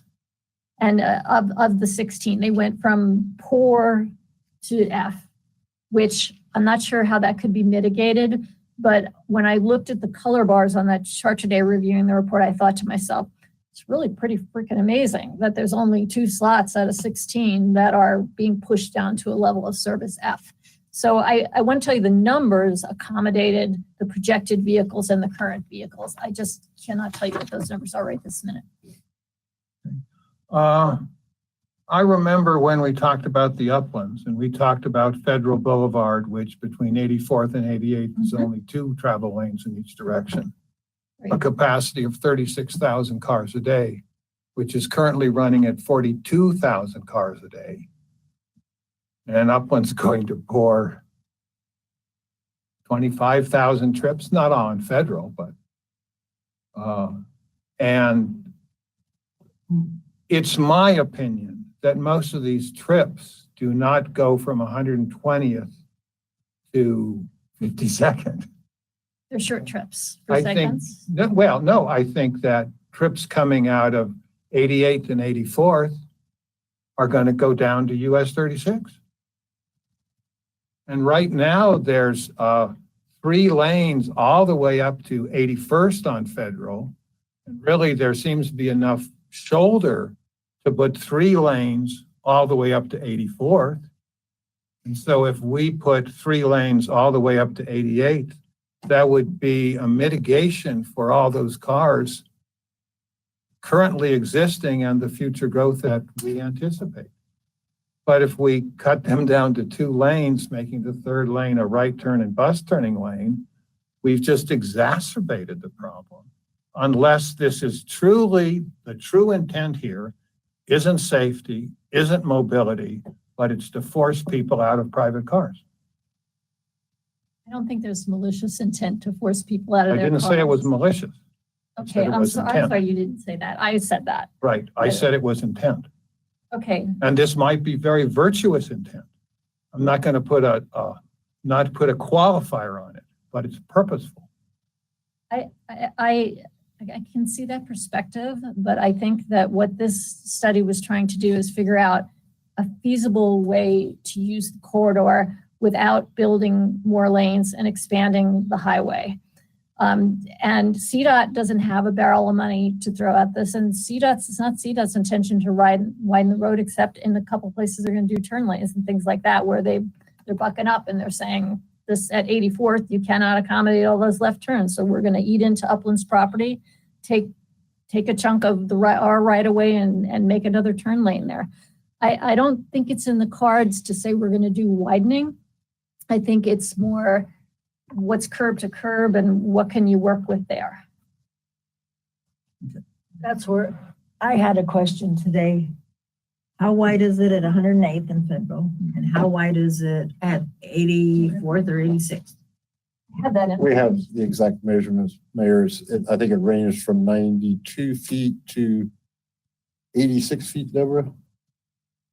There's a difference, but You all have it's that not material now. It tremendous came difference. late afternoon to you, so. Yeah, at 86th Avenue, the width of Federal Boulevard is 85 feet, generally widens as one moves further south. At 108th and Federal, the width of Federal is approximately 92 feet. So Heath was kind enough to print out all these maps for me on what's happening. So what I tried to do to remind myself of the feasibility is I did a little sketch for myself about lane widths. It's very sophisticated, but what I said to myself was, okay, if we're going to have 3 travel lanes and we wouldn't go less than 11 feet on a travel lane, and we would make the right one 12 feet where the buses would be. And we need turning pockets, which also are 10 or 11 feet wide, so you can make safe left-hand turns. You need a median that's at least 6 feet wide to 8 feet wide. Can we fit all this in there? And I'll tell you, bizarrely, it comes out to 85 feet, which is the number for the smallest section of the roadway. So it's not engineered. That's why this project is proposed, to take it the next step. I said to Dave, Heath is amazing. I know he didn't go out there with the tape measure, but eventually you have to go out there with the tape measure and really cite the curb to curb and where the lane markings are going to go and things like that. So there's a lot to learn. Well, when you look at from 92nd down to 84th, things are on top of that roadway. So my question is, how many businesses have to go? Yeah. And if we aren't as wide, is that area going to be like an hourglass and be that pinch point? It's still the same number of lanes, mayors. The difference is the width of each lane is what varies. From the 92-foot wide section to the 85-foot wide section. Just one additional foot per lane. And really doesn't really narrow lanes slow traffic.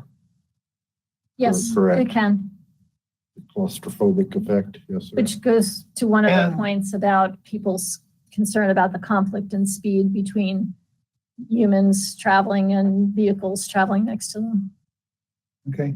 And didn't we spend years trying to get 92nd widened to the 2 through lanes and right turn and double left turn lanes? And didn't we have to finally work with Federal Heights to get the TIP funds? Well, what actually happened is that Federal Heights, as a small community, had better grant eligibility than us as a medium-sized city. And they won the grant to do the intersection improvements, and they were in way over their heads. So we came to the rescue, is my understanding of how the story went. And our professional engineers were able to help get that project done to what you see it as today. But you're correct. It was for double left turn lanes and perhaps some additional width. We did take right Because away you off took the some edges. from the McDonald's and you took Correct. from some from the 7-Eleven. west 7-Eleven, side right. too. Right. With the size that is in the narrow part, we could still put 10-foot sidewalks too? No. And then when I say 10-foot sidewalks, that's the desirable section. And that's where you don't want to get in, you mentioned businesses, you don't want to get into a business, you don't want to take away a parking space or things like that. So in some places we would have the sidewalks we have today. Where there's redevelopment or where there's not a sidewalk, we want to start by saying it should be a 10-foot sidewalk. And Adams County is really strong on that too. They've been pushing some of their new developments to make sure that it's a 10-foot sidewalk. So I think, it's never going to be perfect because nobody's going to take a bulldozer and dig out all the sidewalks and put in a 10-foot sidewalk. It's not going to fit. But we would have sections that were improved. Do we have information about like the behavior of drivers? Because if I'm driving down Federal all the time, even in 3-lane sections, that right lane is usually used for right lane. And then if people are going through, they kind of pile into the 2 through lanes anyway. So I'm just kind of curious, do we have that kind of data? Because we may be moving a heck of a lot more people on Federal down the 2 middle lanes versus the right lanes anyway.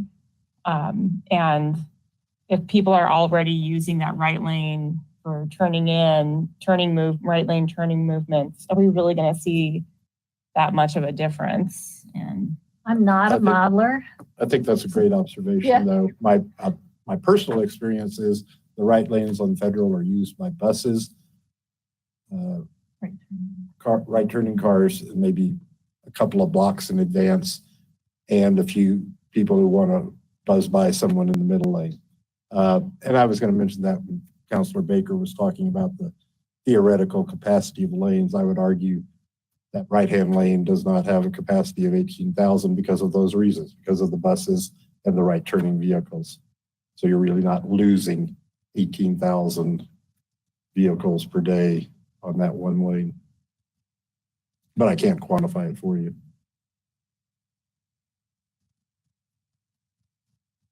And I also have to bring up the article that I sent around, is that at the state level and at Dr. Cog level, they do not want any new space for cars. So without getting to characterizing the intent, there's true intent here.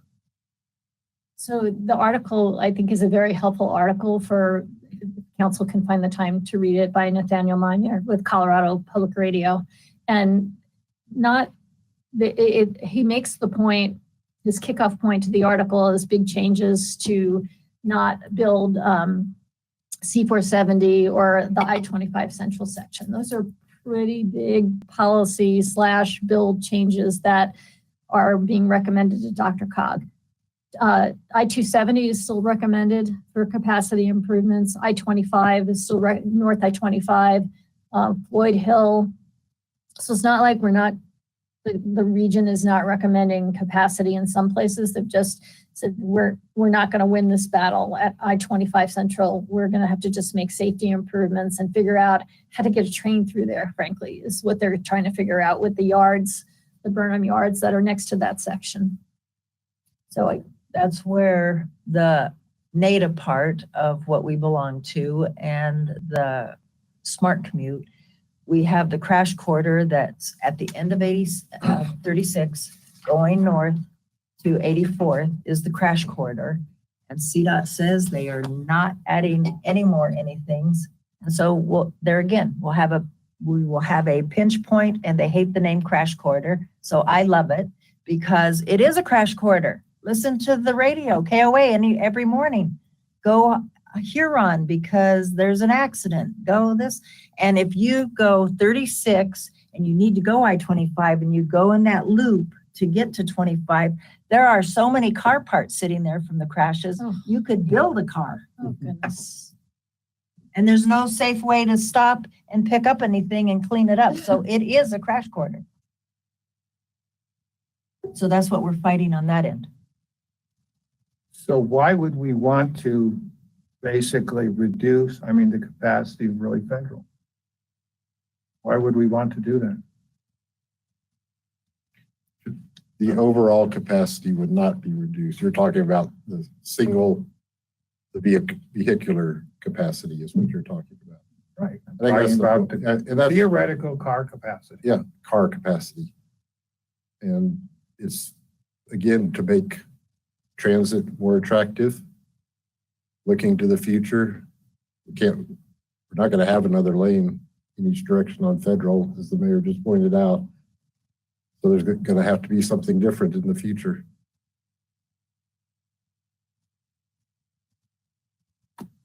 We understand this is a big decision. Yeah. I mean, and that's why we get paid the big bucks to make these kinds of decisions. But I mean, I think that leads for a very bleak future for the people who come after us. I think that leads to a terrible future. And as far, where do the buses go?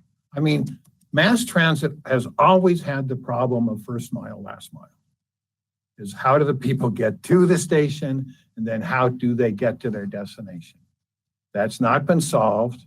That seems to have no intent to be solved, unless maybe we have autonomous taxis roaming the streets. Okay, that's the only thing I've heard. And I'm just so adamant that we are making purposeful choices to doom the people who come after us to congestion, to constant road congestion. Well, I would say we're not, what we're doing is we're providing a specific purpose for a lane. We're formalizing how it's already being used with the right turn lanes and for buses. And we're not putting development in that lane. If we put development in that lane, then sure, we've hampered ourselves and we're really losing that space. But over time, I don't know, in 20 years, maybe we're all flying those drones or whatever that we just heard about earlier. And so that lane is still there. And, maybe RTD goes out of, business or something. I have no idea what happens in 20 years, but we're not getting rid of that lane. That lane is still there.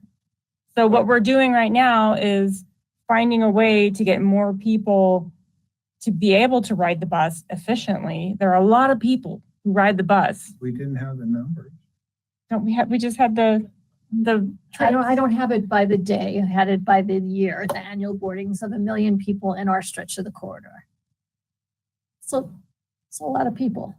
I wish we had a chalkboard because I'd love to walk through those numbers with you right now, especially when it's a bus every 10 minutes from 52nd up to the train station at 69th, and then 1 an hour from there up to 120th. I don't see how we can get 1 million people on those buses. Certainly, I think frequencies should improve north of Westminster Station. So where would they be coming from? Well, I'll tell you, my younger brother lived with me while I lived in North Park. He had no car. He had to get down to Rimcat. He took the 31 every day. I mean, and I see every single day people waiting at these bus stops. They're going to their jobs, wherever they're going. And that's what we need to quantify. Councilor Baker, again, I think if I had the time. Qualitative of the discussions are always going to be shaded by our own subjective biases. And that's why the numbers are so important in a discussion. It's true. I'm also a planner and, have been doing transportation planning as part of my job for over 20 years. So it's not, yes, you want an example. I gave you an example. You have a bias just like I. An informed one. Oh, thank you. Mayor Pro Tem. Actually, I think Councilor Seymour, you had your hand Oh, up a sorry. while ago. Did you? I didn't see you flag me. Sorry. We're not here to solve first and last mile, so let's not get off on that. I could care less at this point. So I will be less than genteel tonight. Is there a possibility of making this lane a flex lane like I've seen in other cities where there's a time availability on that? And would that help us? With the understanding is generally when it's used for that is with high capacity times, and then those other capacity times doesn't quite matter as much, but it does improve the flow. So that's just a thought that I've thrown out there too, knowing that we're not going to get any more mileage. We're not going to go dig up businesses as we go down Federal, but could that give us more flex from that standpoint too? And then two, I'm very much in favor because for those of us who are out there on the roads right now, people are driving like complete idiots. And so if we have traffic calming like medians and we have sidewalks and we have trees, that tends to slow people down, which actually, if you can get people moving generally the same speed, the flow is better. And then safer too, and you get that interaction. And as a bike rider, but not bike commuter, I would never go anywhere within 100 miles of Federal. That's kind of like yeah. But if, and there's only parts of there that we're going to get those 10-foot sidewalks in there. But is that we don't have to worry about that ugly mess at that point because there's better, safer ways to do that too. So I think without changing the lanes, we could still have some flexibility in that. The question is if we are moving, and these are real numbers, if we're moving as a region, if we're moving 2 million boardings from 120th to Englewood on an annual basis, that's a fair amount of people. It's not. It's not from England. We're just No, moving. it's boarding. Yeah, you're not moving 2 million people from 120th to Englewood. Okay. And then back and forth. They're We're going to getting make on- them getting work off. there. Every time they get on, it's off. It's an express, everybody. And so I think that, and it's all relative to the other boardings with the other lines too. So it's a matter of those. Do we want to be a regional partner for $1 million, have an opportunity to upgrade the area, hopefully, especially in some of those for our residents and businesses, in some of those sections, getting them good, safe sidewalks is critical too. But Adams County a lot of that's in Adams County. So hopefully they continue to do that too. So that's just my 2 cents. I'm not here to save the world. I'm not here to save carbon. I drive a car, but yeah, anyway. Tim? I think the thing that is difficult for stuff like this is I'm sensitive to the fact that we're a suburb and cars are going to be there. But the safety aspects and the accessibility aspects of the sidewalk have to be addressed. I mean, and we're not being asked to separate these out. We're being asked, like, here's the package. I think that Councilor Seymour's point about potentially flex lanes, especially depending on time of day, I think that Denver does that along Broadway, don't they? That's correct. So it works on Broadway. I would definitely want us to advocate for something like that. I think this conversation is super interesting. I remember when I was first on council and we started talking about smart cities, somebody was telling me that we were going to have less traffic because we were going to have the smart cars. I don't know that we know what that's going to do, because if you have cars that drive themselves, who knows if that decreases or increases traffic. If every mom can throw their kids to soccer practice without driving them around, there might be 3 different cars for that one family. You know what I mean? So we don't know, but I think that some of what we'll probably see is technology actually finding ways that the cars are smart enough that it might decrease traffic. Point being is we don't know. And I remember 2 years in, I was at NLC, and I brought this up a couple different times. The things they're looking at for transportation, the technology, what they told us when I was in DC a couple years back, I think it was in 2019, the Department of Transportation told the people who visited that things are changing so fast that they're not sure where they're going to go, because the different modes of transportation they can use for mass transit are just between, people boring under the ground and all the different things we talked about, where I think COVID probably paused some of that. They just don't know where it's going. And I can't imagine the technology has stopped. I think hopefully now that we're on the other side of COVID, we'll see some of that. But the bottom point is I don't think we really know where transportation is going to go as technology gets smarter. But I don't think we can ignore this, because everybody else along Federal is going to do it. And I do think we should be a good partner. And I do think we need to address the safety along there. I just want to say that I love this. It was a thorough, well-researched, well-surveyed, well-stakeholdered. It's co-signed by nonprofits, by the police department, by, the community, by electeds, by all sorts of folks looking at this. The safety issue is my most important piece. And at minimum, we need to do this for the safety alone. And then the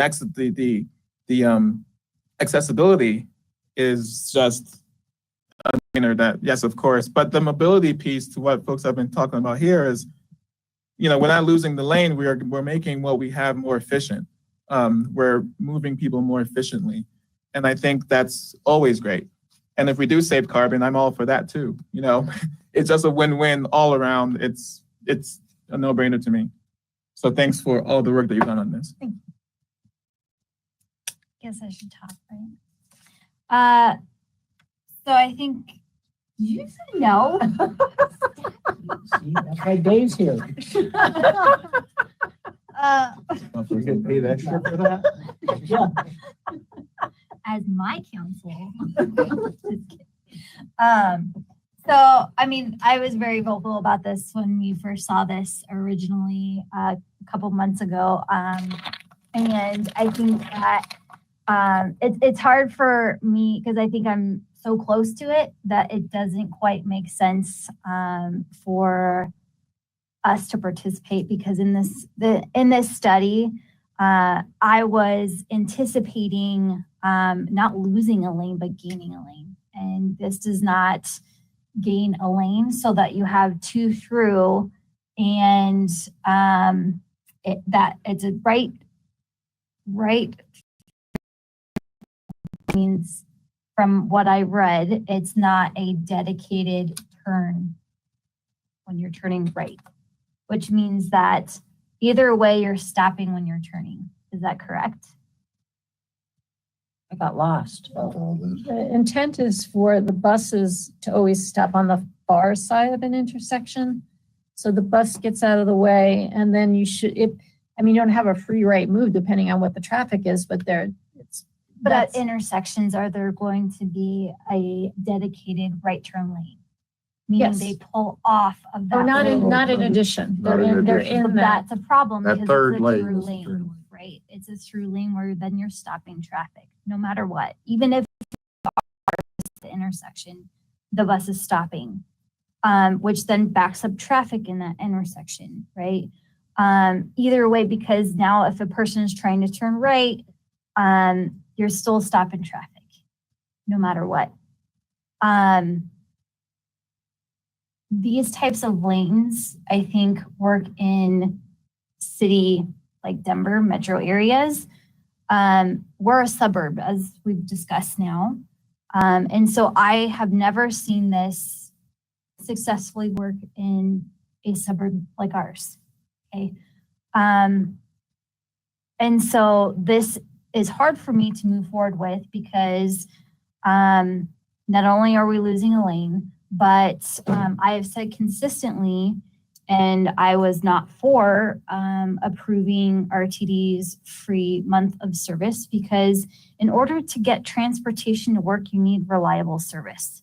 And they have not yet had reliable service. And I understand this is potentially a piece to solving that, where you're increasing it by 16 minutes. But until they have reliable service, you will never, ever get riders, ever.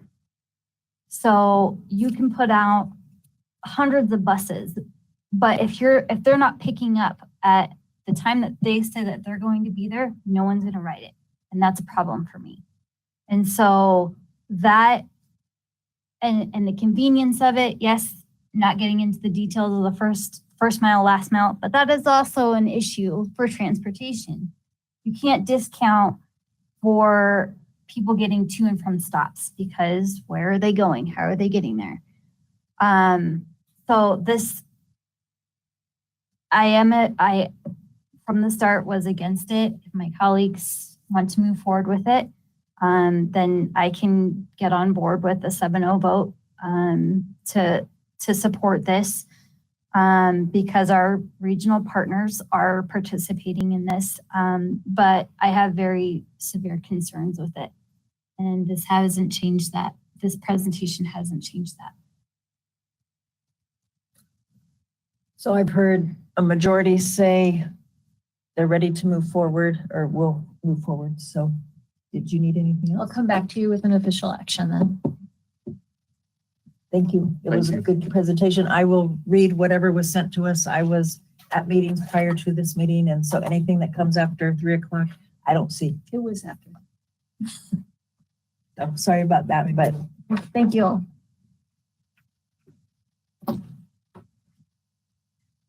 we have reason for executive session. Thank you, Mayor. Tonight's agenda includes an executive session to discuss strategy and progress on the potential acquisition of property for rehabilitation of the Semper Water Treatment Facility and to provide instruction to the city's negotiators as authorized by Westminster Municipal Code 1113C2 and 7, as well as Colorado Revised Statute 246402 4A and E1. Do I have a motion to go into executive session? Second. It's been moved and seconded to go into executive session. I will poll the council to ask if you're willing to go into executive session. Councilor Zadi? Yes. Councilor Seymour? Yes. Councilor Emmons? Yes. Councilor Baker? Yes. Councilor, or Mayor Pro Tem? Yes. Councilor Emmons? Yes. Carmella. I'm sorry. And Mayor McNally, yes. Oh, Hi, how are y'all? did you go have a steak dinner while you waited for us? I got some coffee. So the public session is now ending and going into the For the recording. And it's 10:10. We'll turn off the live feed.